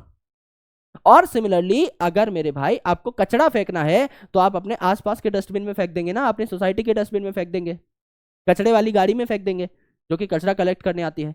आप डायरेक्टली भाई कूड़े के पहाड़ पे जाके थोड़ी फेंकेंगे, जो जो आपके डंप यार्ड्स होते हैं वहां पे थोड़ी चले जाएंगे। इजी रूट अपनाएंगे ना। तो ये जो PQH2 बनता है, PQ से PQH2 हाइड्रोजन लेकर के, ये PQH2 मेम्ब्रेन के अंदर की साइड बनता है। अब इसे इलेक्ट्रॉन आगे ट्रांसपोर्ट करने हैं, प्रोटॉन का कोई काम रहा नहीं तो प्रोटॉन को अंदर फेंक देगा। तो प्रोटॉन लेगा कहां से? जहां से प्रोटॉन पास है। प्रोटॉन फेंकेगा कहां पर? जहां पर डस्टबिन पास है। तो यहां से इसने प्रोटॉन लिए, तो क्या प्रोटॉन बाहर कम हो गए स्ट्रोमा में? यस। अंदर की साइड ढकेल दिए तो क्या प्रोटॉन बढ़ गए आपका इसमें थाइलाकॉइड के ल्यूमन में? यस। तो पानी टूटा तो अंदर प्रोटॉन बढ़े, यहां पर आपका डस्टबिन में प्रोटॉन फेंके तो अंदर प्रोटॉन बढ़े, बाहर से प्रोटॉन उठाए तो अंदर बाहर प्रोटॉन घटे, और NADP से NADPH बनाया तो बाहर प्रोटॉन घटे। यानी बाहर प्रोटॉन कम हो रहे हैं, अंदर प्रोटॉन ज्यादा हो रहे हैं, प्रोटॉन ज्यादा हो रहे हैं तो अंदर pH जो है कम हो रहा है, यानी एसिडिटी बढ़ रही है। यानी अंदर खूब सारे प्रोटॉन, बाहर बहुत कम प्रोटॉन। तो यहां पर जैसे F0 F1 पार्टिकल पढ़ा था, सेम पार्टिकल है यहां पर, इसे बस CF0 CF1 कह देंगे। CF0 CF1 मतलब F0 पार्टिकल या F0 particle of chloroplast, C for chloroplast, F1 particle of chloroplast. तो ये जो है ये तो आपका एक तरीके से परमिएज है जिससे प्रोटॉन पास हो जाएंगे मेम्ब्रेन से। और ये जो CF1 पार्टिकल है ये है ATP सिंथेज, यहां से ADP और PI जुड़ करके ATP बना लेंगे। इस तरीके से आपका ATP बनता है। यहां सिंपल जो लिख दिया है मुंह फाड़ के हमने कि ATP बनता है, ATP बनता है, इतना आसान थोड़ी है। पूरा का पूरा केमियो ऑस्मोसिस यहां पर भी चल रहा है जैसा इलेक्ट्रॉन ट्रांसपोर्ट सिस्टम में चला था। कुछ रीजंस ऐसे हैं जिस वजह से अंदर प्रोटॉन बढ़ रहे हैं, कुछ रीजंस ऐसे हैं जिसकी वजह से बाहर प्रोटॉन घट रहे हैं। दोनों ही इंपॉर्टेंट है। ग्रेडियंट बढ़ रहा है ना भाई, अंदर प्रोटॉन बढ़ रहे हैं तो भी अच्छा, बाहर घट रहे हैं तो भी अच्छा, ओवरऑल डिफरेंस आपको ज्यादा देखने को मिल रहा है। This is your chemiosmosis, correct.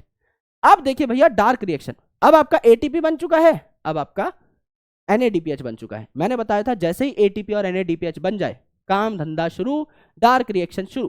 तो डार्क रिएक्शन में दो इंपॉर्टेंट साइकिल आपको पढ़नी होती है। C3 साइकिल जो कि यूनिवर्सल है, जिस भी प्लांट में फोटोसिंथेसिस होगा, जिस भी प्लांट में खाना बनेगा, वो खाना C3 साइकिल से बनेगा, है ना। C4 साइकिल जो है कुछ में ही पाई जाती है, और जिन प्लांट में C4 साइकिल होगी वहां भी C3 पाथवे होगी ही होगी। C3 is a universal pathway. C3 plants उनको कहा जाता है जिनमें सिर्फ C3 है, और C4 प्लांट्स उनको कहा जाता है जहां C3 के साथ C4 है। C3 तो होनी ही होनी है, राइट, ये तो होगी ही होगी। तो इसका नाम C3 पाथवे या केल्विन पाथवे है, क्योंकि मेल्विन केल्विन नाम के साइंटिस्ट ने इसको क्या किया था, डिस्कवर किया था। C4 पाथवे का नाम हैच एंड स्लैक पाथवे है, क्योंकि हैच एंड स्लैक नाम के साइंटिस्ट ने इसको डिस्कवर किया था। फर्स्ट कार्बन एक्सेप्टर यहां पर कौन है, 5 कार्बन का राइबुलोज 1,5 बिसफॉस्फेट यानी RUBP। तो 5 कार्बन का RUBP है, इस पे हमने CO2 जोड़ दिया, एक एक करके CO2 जोड़ जोड़कर हमको क्या बनाना है, ग्लूकोज बनाना है ना। तो एक CO2 हमने जोड़ दिया, तो 6 कार्बन का एक प्रोडक्ट बना जो कि अनस्टेबल होता है। तो 6 कार्बन का प्रोडक्ट 2 छोटे छोटे टुकड़ों में टूट गया, 3-3 कार्बन के स्टेबल प्रोडक्ट बने। तो पहला स्टेबल प्रोडक्ट है फॉस्फोग्लिसरिक एसिड 3 कार्बन का।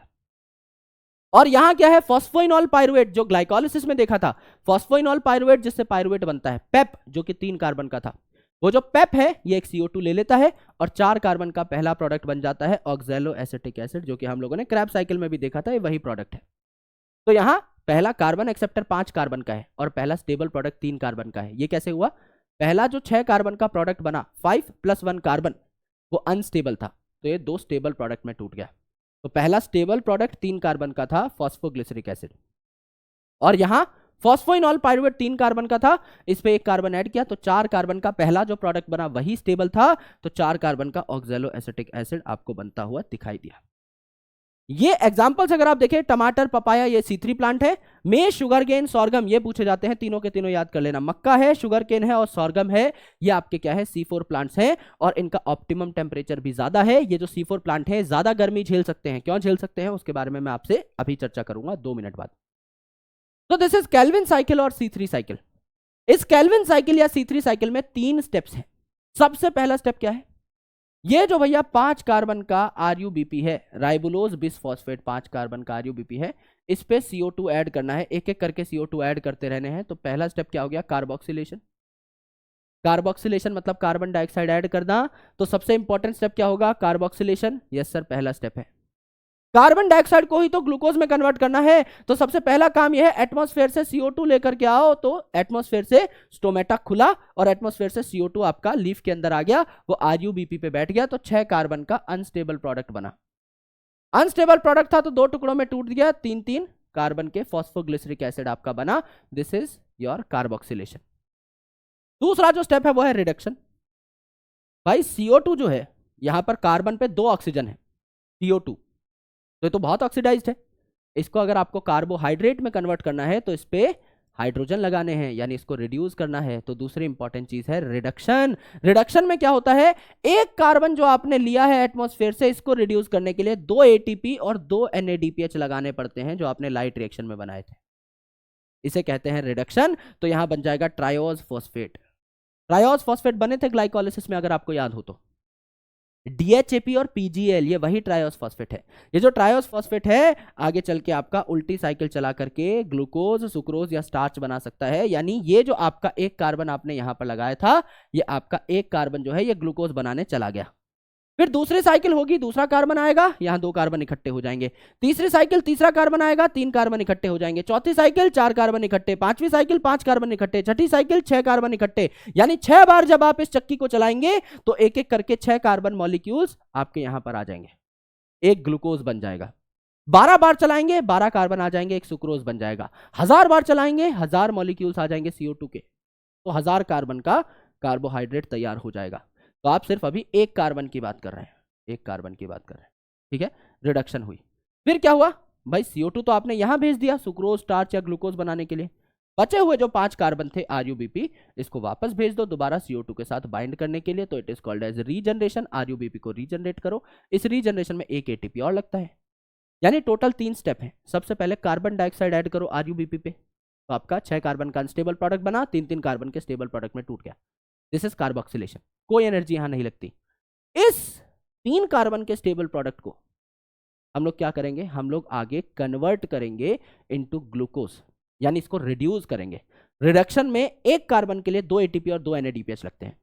फिर कार्बन को भेज दिया ग्लूकोज बनाने और RuBP को रीजनरेट कर लिया। इस रीजनरेशन में एक ATP और लगती है, तो एक कार्बन के लिए 2 ATP प्लस 1 ATP 3 ATP लगी और 2 NADPH लगे। तो अगर मुझे एक ग्लूकोज बनाना है 6 कार्बन के लिए मैं क्या करूंगा, 3 × 6 यानी 18 ATP लगेंगी और 6 × 2 यानी 12 NADPH लगेंगे।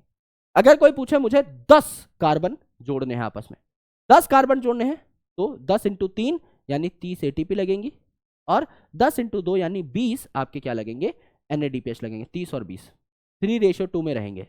कोई बोले मुझे 1000 कार्बन जोड़ने हैं, तो एक कार्बन के लिए 3 ATP लग रही थी, 1000 के लिए 3000, एक कार्बन के लिए 2 NADPH लग रहे थे, 1000 के लिए 2000 NADPH। Simple calculation. जितने कार्बन है उसको 3 से मल्टीप्लाई करो, ATP आ जाएगी।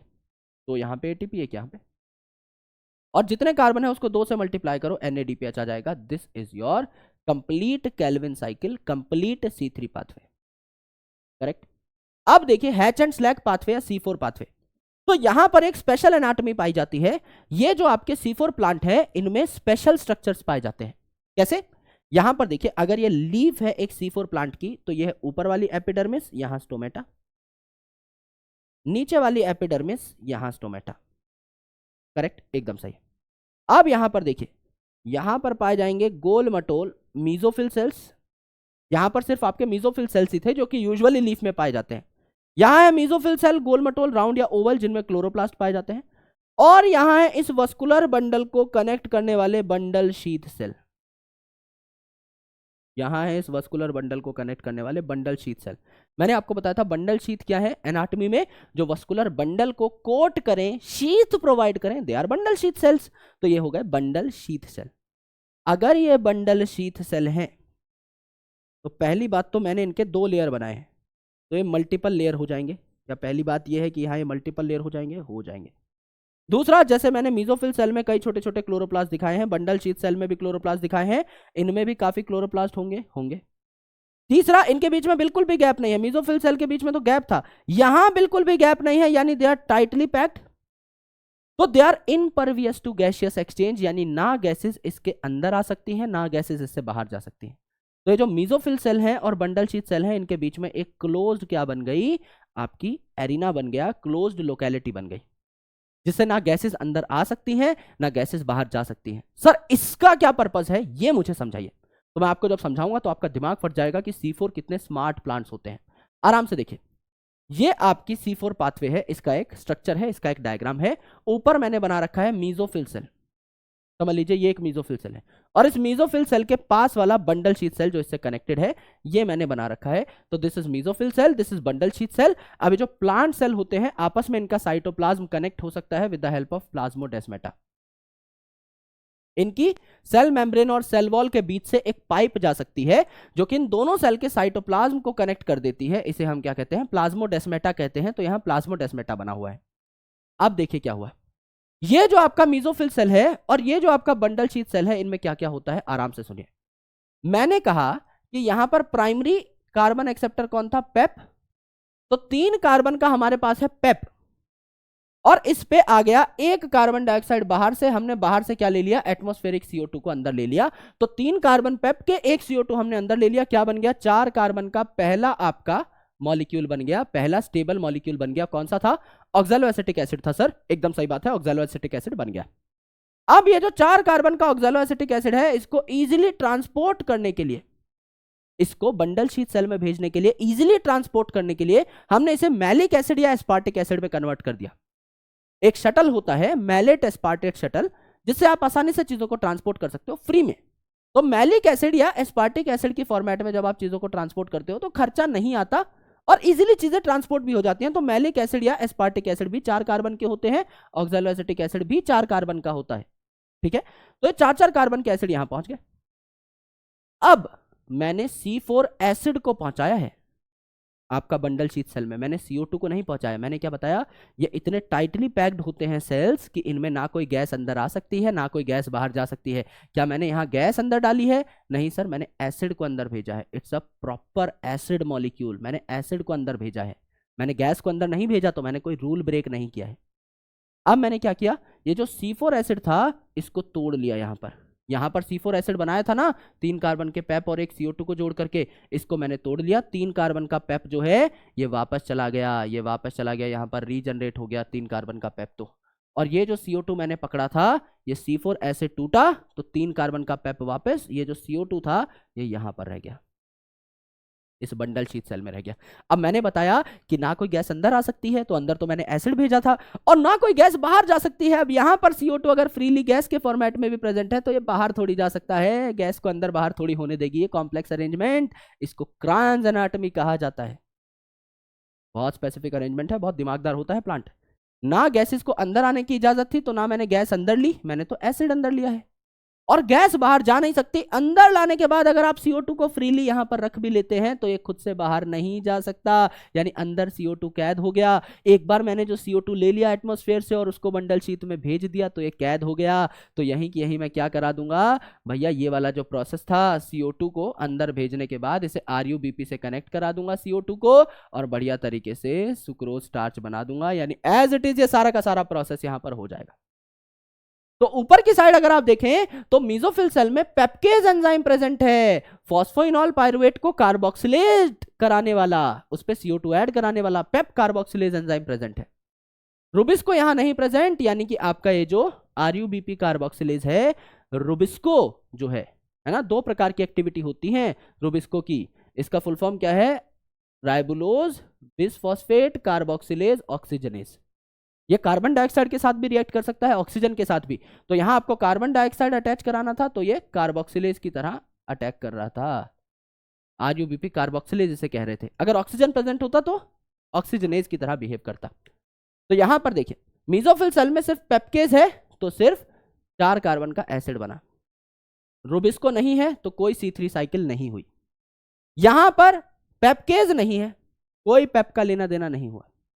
रुबिस्को प्रेजेंट है, रुबिस्को एंजाइम प्रेजेंट है, राइबुलोज बिसफॉस्फेट क्या करेगा यहाँ पर C3 पाथवे में कन्वर्ट हो जाएगा। तो C3 में जितने ATP लग रहे थे, 2 ATP स्टेप पे, 1 ATP स्टेप पे, 2 NADPH स्टेप पे, ये सारे लगेंगे ही लगेंगे। लेकिन इसके अलावा यहाँ पर ये जो पेप है इसको रीजनरेट करने के लिए 2 ATP और लगते हैं। तो कोई आपसे पूछ ले अगर मैं 1 कार्बन फिक्स करता हूं वाया C3 साइकिल तो कितनी ATP लगी? 1 कार्बन के लिए 2 और 1 3 ATP लगी, और NADPH कितने लगे? 2 NADPH लगे। 3 ATP 2 NADPH। यहां अगर मैं बोलूं तो C3 तो हो ही रहा है एज इट इज, ये 3 ATP और 2 NADPH तो लगेंगे ही लगेंगे। ये जो पेप है इसको रीजनरेट करने के 2 ATP और लगेंगे, यानी 3 ATP प्लस 2 ATP 5 ATP लगेंगे, और NADPH उतने ही लगेंगे 2। तो कोई मुझसे पूछ ले कि भैया C4 साइकिल में अगर आप एक ग्लूकोज बनाते हैं तो कितने ATP लगेंगे? 1 कार्बन के लिए 5 ATP, तो 6 कार्बन के लिए 30 ATP, और कितने NADPH लगेंगे? 1 कार्बन के लिए 2 NADPH जो C3 साइकिल में थे वही इंटू 2 यानी 12 NADPH। तो यहाँ रेशियो है 3 ATP 2 NADPH, यहां पर हो जाएगा आपका 5 ATP और 2 NADPH, 5 ATP और 2 NADPH। 2 ATP इस रीजनरेशन में लगेंगे, और C3 साइकिल में 3 ATP और 2 NADPH लग ही रहे थे, तो 5 ATP और 2 NADPH आपके टोटल लग जाएंगे इन C4 cycle for 1 carbon dioxide molecule, right. ये आपको देखने को मिला here in C3 and C4 pathway. तो यहां पर एक बार अगर आपने कार्बन डाइऑक्साइड ले ली, खूब सारी कार्बन डाइऑक्साइड ले ली, तो वो अंदर आकर के C4 एसिड की फॉर्मेट में स्टोर हो जाती है। जब भी आपको CO2 की जरूरत पड़े आप इस C4 एसिड को तोड़ लीजिए, अंदर ही अंदर CO2 बन जाएगी, आपको बार बार स्टोमेटा खोलने की जरूरत नहीं है। मैंने कहा था C4 प्लांट्स जो है ये हायर टेम्परेचर को टॉलरेट कर सकते हैं, क्यों? C3 प्लांट जो है इनमें कार्बन डाइऑक्साइड स्टोर करने का कोई मैकेनिज्म नहीं है, तो जब भी इनको CO2 की जरूरत पड़ेगी स्टोमेटा खोलेंगे, CO2 लेंगे, फिर बंद करेंगे, तब तक पानी उड़ जाएगा, फिर स्टोमेटा खोलेंगे, CO2 लेंगे, तब तक और पानी उड़ जाएगा। यानी इन्हें बार बार CO2 लेने के लिए स्टोमेटा खोलना पड़ता है, तब तक पानी उड़ जाता है। तो ये बहुत गर्म इलाकों में नहीं रह सकते, क्योंकि इतनी अय्याशी, इतना पानी उड़ाना ये अफोर्ड नहीं कर सकते वहां पर। लेकिन ये जो C4 प्लांट है इसने एक ही बार स्टोमेटा खोले, कई देर के लिए थोड़ा बहुत पानी उड़ा, कई सारा CO2 अंदर लेकर के स्टोर कर लिया, इसके पास एक खुद का बैंक है, C4 एसिड के फॉर्मेट में स्टोर कर लिया, बात यहीं पे खत्म हो जाती है। तो यहां पर हमने एक एंजाइम के बारे में पढ़ा, रुबिस्को, है ना, राइबुलोज बिसफॉस्फेट कार्बोक्सिलेज ऑक्सीजनेज। तो ये दुनिया का सबसे अबंडेंट एंजाइम है, दुनिया का सबसे ज्यादा पाया जाने वाला एंजाइम है, क्योंकि प्लांट में पाया जाता है, प्लांट का बायोमास बहुत होता है। और दूसरा ये कार्बन डाइऑक्साइड और ऑक्सीजन दोनों से दोस्ती रखता है, ऐसे रेयर एंजाइम है ये, तो इसीलिए सबसे अबंडेंट है। तो it is competitive in nature, इस रुबिस्को की बाइंडिंग कंपेटिटिव है। लेट्स से 1200 मॉलिक्यूल हैं कार्बन डाइऑक्साइड के और 1000 हैं O2 के, तो किससे बाइंड करेगा? कार्बन डाइऑक्साइड से। 1200 मॉलिक्यूल हैं ऑक्सीजन के और 1000 हैं कार्बन डाइऑक्साइड के, तो किससे बाइंड करेगा? ऑक्सीजन से। लेकिन अगर 1000 मॉलिक्यूल हैं ऑक्सीजन के, 1000 कार्बन डाइऑक्साइड के, तो एक कार्बन को थोड़ा सा फेवर करता हुआ दिखाई देता है। लेट्स से आपको एक काम करना है, समझ लीजिए आपके पास 2 समोसे हैं, सिंपल एग्जांपल रखते हैं, काम वाम बहुत दूर की बात है। आपके पास 2 समोसे हैं, है ना, आपके सामने 2 लोग खड़े हैं, एक समोसा तो आप खाओगे, दूसरा समोसा आपको उन 2 में से सिर्फ एक को ही देना है। एक को आप जानते हो, एक को आप नहीं जानते, दोनों में बराबर टैलेंट है, दोनों ही खतरनाक लोग हैं, बढ़िया लोग हैं, अच्छे लोग हैं, लेकिन एक को आप जानते हो, एक को आप नहीं जानते। यहां पे फेवर आप किसको करोगे? जिसको आप जानते हो, आपको उससे अच्छे रिलेशन रखने हैं। वो आप पूछ लोगे, ले भाई समोसा खाएगा? मेरे पास 2 समोसे हैं, एक ही खा रहा हूं, आप भी खा लो। तो यहां पे जब CO2 और ऑक्सीजन बराबर हैं, तो CO2 जो है वो रुबिस्को की मौसी का लड़का है, तो उसके साथ इसका फेवरिज्म थोड़ा सा ज्यादा है। लेकिन अगर ऑक्सीजन ज्यादा बेहतरीन है, ज्यादा अमाउंट में है, तो ये ऑक्सीजन के साथ ही बाइंड करेगा। यानी सामने वही 2 लोग खड़े हैं, आपके पास समोसा है, आपको उसको ऑफर करना है जो ज्यादा टैलेंटेड है, एक बहुत कम टैलेंटेड है, एक बहुत ज्यादा टैलेंटेड है, तो ज्यादा टैलेंटेड वाले को ही दोगे।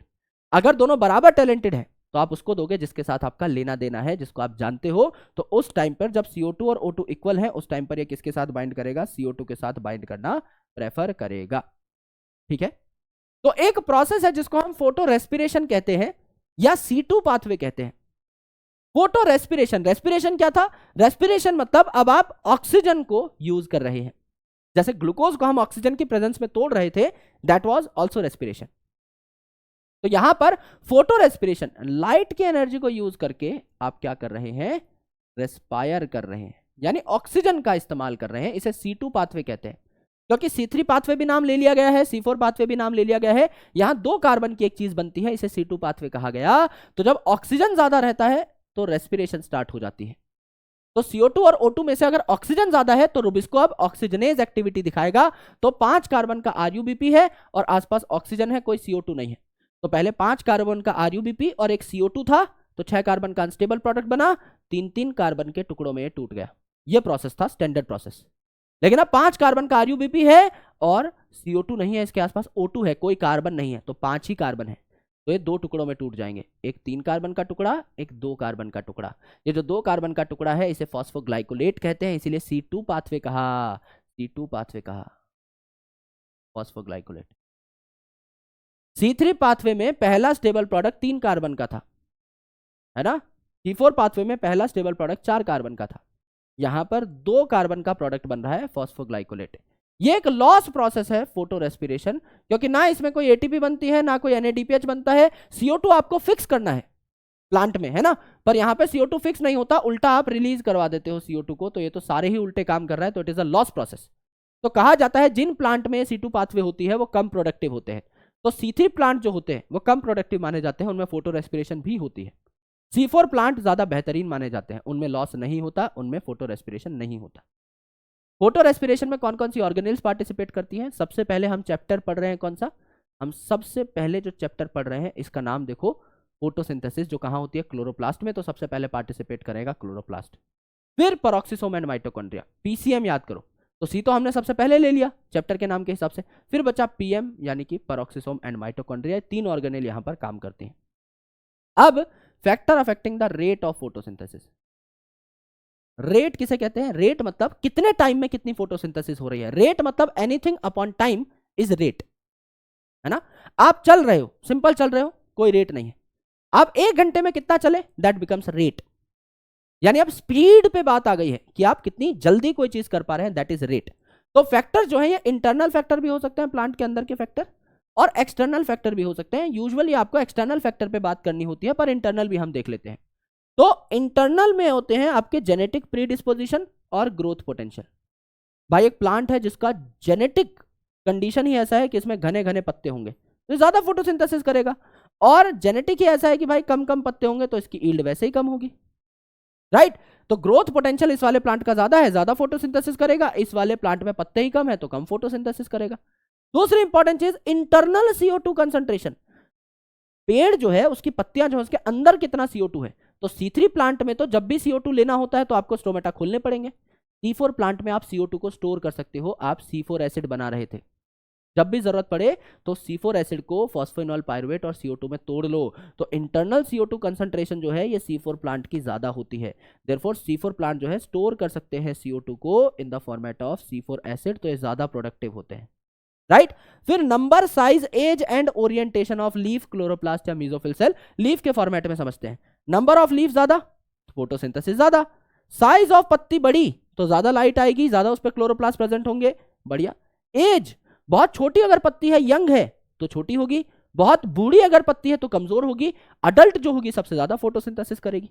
ओरिएंटेशन, लाइट की तरफ अगर ओरिएंटेड है, लाइट ऐसे आ रही है, सबसे ज्यादा इस पत्ती पे लाइट गिर रही है तो ज्यादा फोटोसिंथेसिस, पत्ती ऐसे है, लाइट ऐसे गिर रही है कोनों में, किनारों में, तो फोटोसिंथेसिस कम होगी। सेम विद क्लोरोप्लास्ट, क्लोरोप्लास्ट का नंबर ज्यादा, क्लोरोप्लास्ट बड़े बड़े, क्लोरोप्लास्ट अडल्ट तो ज्यादा फोटोसिंथेसिस, एंड सो ऑन। यहां देखिए एक्सटर्नल फैक्टर, लाइट की हम बात करेंगे, एक्सटर्नल CO2 कंसंट्रेशन, एनवायरमेंट में कितनी CO2 कंसंट्रेशन है उसके बारे में बात करेंगे, टेम्परेचर के बारे में बात करेंगे, और H2O के बारे में। H2O यही देख लेते हैं। तो H2O जो है ये तो एक रिएक्टेंट है बकायदा फोटोसिंथेसिस का। ये जो वाटर है ये स्प्लिट होता है, फोटोलिसिस ऑफ वाटर से प्रोटॉन, इलेक्ट्रॉन और ऑक्सीजन निकल रहे थे ना, तो ये तो बकायदा एक रिएक्टेंट है, तो डायरेक्टली रेट को अफेक्ट नहीं करता, लेकिन इनडायरेक्टली रेट को इफेक्ट करता है। जैसे अगर पानी कम है आसपास के इलाके में तो उसके स्टोमेटा क्लोज हो जाएंगे, पेड़ के स्टोमेटा अगर क्लोज हो जाएंगे तो CO2 भी तो कम आएगी, स्टोमेटा बंद हो गए हैं अगर पानी बचाने के लिए, तो उसी स्टोमेटा से CO2 तो अंदर आ रही थी ना, CO2 भी कम हो गया, CO2 ही कम है तो कार्बोहाइड्रेट भी कम बनेगा। सिमिलरली अगर पानी आसपास अगर कम है तो लीफ जो है ये भी कर्ल हो जाएंगी ना, पानी आसपास कम है तो पानी बचाने के लिए लीफ कर्ल हो जाएंगी, एक्सपेंडेड नहीं रहेंगी। लीफ कर्ल हो गई तो उस पर लाइट भी तो कम पड़ेगी, एक्सपेंडेड लीफ पे ज्यादा लाइट पड़ती है तो लाइट भी आपकी कम हो जाएगी, तो फोटोसिंथेसिस घट जाएगी। यहां पर अगर आप देखें तो टेम्परेचर है, टेम्परेचर का डायरेक्ट रोल होता है एंजाइमेटिक रिएक्शन में, क्योंकि enzymatic reactions depend upon temperature. तो अगर टेम्परेचर अफेक्ट हो रहा है ना, तो एंजाइम्स पे डायरेक्टली अफेक्ट पड़ेगा, तो लाइट रिएक्शन में उतने एंजाइम्स पार्टिसिपेट नहीं करते। Dark reaction is purely enzymatic reaction, तो डार्क रिएक्शन ज्यादा यहां पर क्या होंगे, ऑल्टर होंगे, राइट। तो ऑप्टिमम टेम्परेचर C4 प्लांट्स का ज्यादा है as compare to C3 plant, क्योंकि मैंने आपको बताया C4 प्लांट जो है बार बार अपना स्टोमेटा नहीं खोलते, एक ही बार कार्बन डाइऑक्साइड को अंदर ला करके स्टोर कर लेते हैं एसिड की फॉर्मेट में, C4 एसिड की फॉर्मेट में, तो ये ज्यादा पानी नहीं उड़ाते, ये हायर टेम्परेचर पे भी सर्वाइव कर सकते हैं, इसीलिए इनका ऑप्टिमम टेम्परेचर ज्यादा होता है।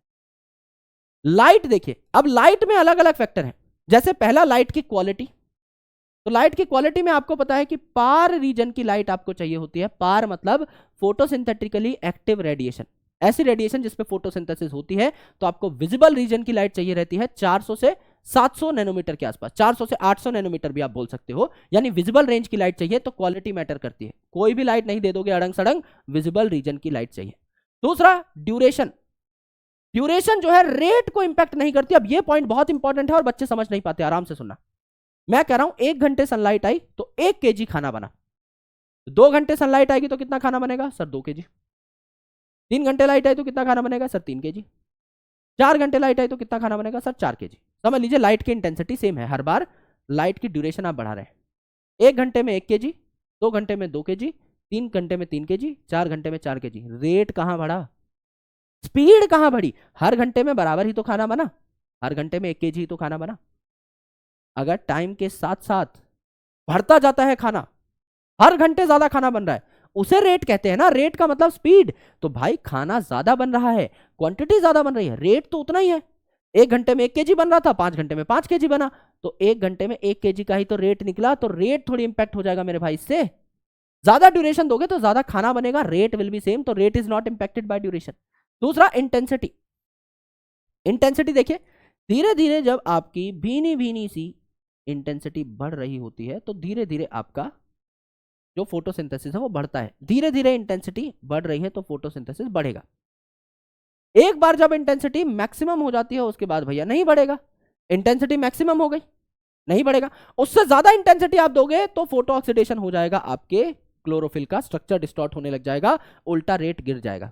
तो अकॉर्डिंग टू इंटेंसिटी धीरे धीरे आपका इंटेंसिटी के साथ रेट ऑफ फोटोसिंथेसिस बढ़ता है, फिर स्टैग्नेंट हो जाता है, ज्यादा बढ़ाओगे तो और रेट उल्टा कम हो जाएगा।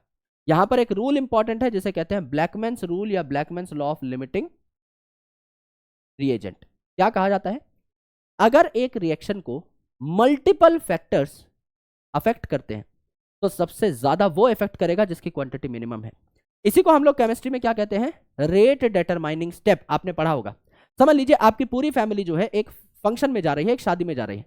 आप तैयार हो गए, आपकी मम्मी तैयार हो गई, आपके पापा तैयार हो गए, फिर भी आप घर से नहीं निकल सकते क्योंकि आपकी बहन मेकअप कर रही है, अभी भी मुंह पे पुताई चल रही है बिरला व्हाइट पुट्टी की। तो मेरे भाई जब तक आपकी बहन तैयार नहीं होगी तब तक आप सभी भी नहीं जा पाएंगे शादी में। क्यों? क्योंकि वो सबसे स्लोएस्ट स्टेप है, उसको छोड़ के भी नहीं जा सकते, गृह कलेश हो जाएगा। और अगर लेके जाना है तो आधे घंटे और वेट करना पड़ेगा। तो पूरे के पूरे रिएक्शन का रेट किस पे डिपेंड करता है? स्लोएस्ट स्टेप पे। सभी शादी में कब पहुंचेंगे? जब ये मोहतरमा तैयार होंगी, ये गाड़ी में बैठेंगी, तब जाके गड्डी चलेगी और तब जाके आप शादी में पहुंचेंगे। यानी सब पहुंचेंगे तो साथ, रिएक्शन कंप्लीट सेम टाइम पर होगा, लेकिन वो डिपेंड कर रहा है स्लोएस्ट स्टेप के ऊपर। तो समझ लीजिए एक प्लांट है, उसको आपने अच्छा टेम्परेचर दिया, अच्छी लाइट दी, अच्छा वाटर दिया, CO2 नहीं दिया, तो CO2 जैसे जैसे आप बढ़ाओगे वैसे वैसे रेट बढ़ेगा। तो यहां पर जब लाइट की इंटेंसिटी सबसे कम है, मिनिमम है, तो जैसे जैसे आप लाइट बढ़ा रहे हो वैसे वैसे रेट बढ़ेगा फोटोसिंथेसिस का, क्योंकि rate will depend upon light intensity. Light intensity इस टाइम पे सबसे कम है, तो जैसे जैसे लाइट इंटेंसिटी बढ़ाओगे, मिनिमम फैक्टर है ना ये, सबसे कम अभी लाइट इंटेंसिटी है, CO2 ठीक है, लाइट ठीक है, टेम्परेचर ठीक है, सिर्फ लाइट धीरे धीरे धीरे धीरे बढ़ रही है। तो जब तक कोई और चीज इससे कम नहीं हो जाती, जब तक उस पर डिपेंड नहीं करने लग जाता रिएक्शन, तब तक आपका लाइट पे ही वो डिपेंड करेगा। तो लाइट अभी सबसे कम है, तो जब तक ये सबसे कम रहेगी तब तक इंटेंसिटी पे रेट डिपेंड करेगा। फिर जब लाइट इंटेंसिटी मैक्सिमम हो गई तो कुछ और कम हो जाएगा, जैसे CO2 वगैरह। तो अब आप लाइट बढ़ाते जा रहे हो, CO2 तो उतनी है, CO2 तो उतनी है, तो रेट तो उस पर डिपेंड कर रहा है। आप लाइट बढ़ाते जा रहे हो, कोई फायदा नहीं है, आपको CO2 बढ़ाना चाहिए, तो इस टाइम पर स्टेगनेंट हो गया। ज्यादा भाई बैंड बजा दोगे क्लोरोफिल की तो उल्टा रिएक्शन कम हो जाएगा। That's why Blackman's law of limiting factor is important. CO2 concentration, हमारे एटमॉस्फेयर में CO2 काफी कम है, तो अगर कम लाइट है तो आप CO2 देते रहोगे तो कोई फर्क नहीं पड़ेगा आपके C3 और C4 प्लांट को। लाइट अगर अच्छी है, इंटेंसिटी अच्छी है, तो C3 और C4 प्लांट को अगर आप हायर CO2 देंगे तो वो रिस्पॉन्ड करेंगे, हायर फोटोसिंथेसिस होगी, है ना। तो 0.03 to 0.04% होती है आपकी CO2 एटमॉस्फेयर में। इसको थोड़ा बढ़ाओगे, 0.05 तक करोगे आर्टिफिशियली, तो फोटोसिंथेसिस का रेट बढ़ेगा। उससे ज्यादा करोगे तो ये और टॉक्सिक हो जाती है, because it is a very toxic gas, correct. तो अल्टीमेटली एक लिमिट तक ये आपका फोटोसिंथेसिस के रेट को बढ़ा सकती है। तो टोमेटो और बेल पेपर जैसे आपके जो ग्रीन हाउस क्रॉप है, वहां पर हायर टेम्परेचर, हायर CO2 देकर आप उनकी ग्रोथ को बढ़ा सकते हो। C3 प्लांट जो है, इसको 450 माइक्रोलीटर पर लीटर आपकी चाहिए होती है, या 450 ppm चाहिए होती है CO2, जबकि C4 प्लांट जो है इसको चाहिए होती है 360 ppm। C4 प्लांट को 360 ppm क्यों चाहिए? क्योंकि अपने अंदर स्टोर कर सकता है CO2 को, तो कम से भी इसका काम चल जाएगा। लेकिन C3 जो है ये स्टोर नहीं कर सकता, इसको अपने आसपास खूब सारी CO2 चाहिए, तभी ये CO2 को उठा पाएगा। ये आपके सारे टैग्ड PYQs हैं पिछले 5-6 साल के, इनको आप देख लीजिएगा। आई होप आपको बहुत मजा आया होगा, ये सेशन बहुत ज्यादा फ्रूटफुल था, and I hope you understood each and everything very well, because each and everything is elaborated. कोई भी चीज छोड़ी नहीं गई है, हर चीज बाकायदा समझाई गई है। लिखने का काम जो है वो आप आराम से करते रहिएगा, लिखने की भी जरूरत नहीं है। That's why I am making these mind maps on white coloured sheets. आराम से PDF जो है उसको प्रिंट निकालिए और मौज मस्ती करिए। ये है आपका चैप्टर, आई होप आपको समझ में आया होगा। बहुत प्यारे प्यारे नोट्स हैं। अगर आपको मजा आया तो Vipu sir OP in the comment section या फिर तारा रारा in the comment section. Please अपना सपोर्ट दिखाते रहिए, अपना प्यार दिखाते रहिए, अपनी मोहब्बत को बरकरार रखिए, जिससे कि मैं आपके लिए और ज्यादा तोड़ू फोड़ू कंटेंट अगले टाइम में ला सकूं और अगले चैप्टर की ओर हम लोग बढ़ सके, जिसका नाम है plant growth and development, which is really important topic from examination point of view. Plant physiology का आप कह सकते हैं फिलहाल सबसे छोटा टॉपिक है, क्योंकि उसमें याद करने की चीजें थोड़ी ज्यादा हैं, समझने की थोड़ी कम है, और जो समझने की चीजें हैं वो भी आपकी प्रीवियस चैप्टर से लिंक्ड है, तो उनको आप बहुत आसानी से समझ सकते हैं, सीख सकते हैं। तो आपको कोई टेंशन नहीं होगी, कोई दिक्कत नहीं होगी, आराम से हम लोग उस चैप्टर को भी केटर कर रहे होंगे, जिसके बाद हमारे 11th क्लास की बॉटनी वाइंड अप हो जाएगी। तो अपना ख्याल रखिए, पढ़ाई करते रहिए, लॉट्स ऑफ लव, जय हिंद, शुक्रिया। मैं मिलता हूं आपसे अगले सेशन में, तब तक के लिए अपनी मौज मस्ती को रुकने मत दो, पढ़ाई भी करते रहो, काम भी करते रहो, मौज मस्ती भी करते रहो, खुश रहो, ईमानदारी से काम करो, और जय हिंद। मिलता हूं आपसे अगली क्लास में। Thank you.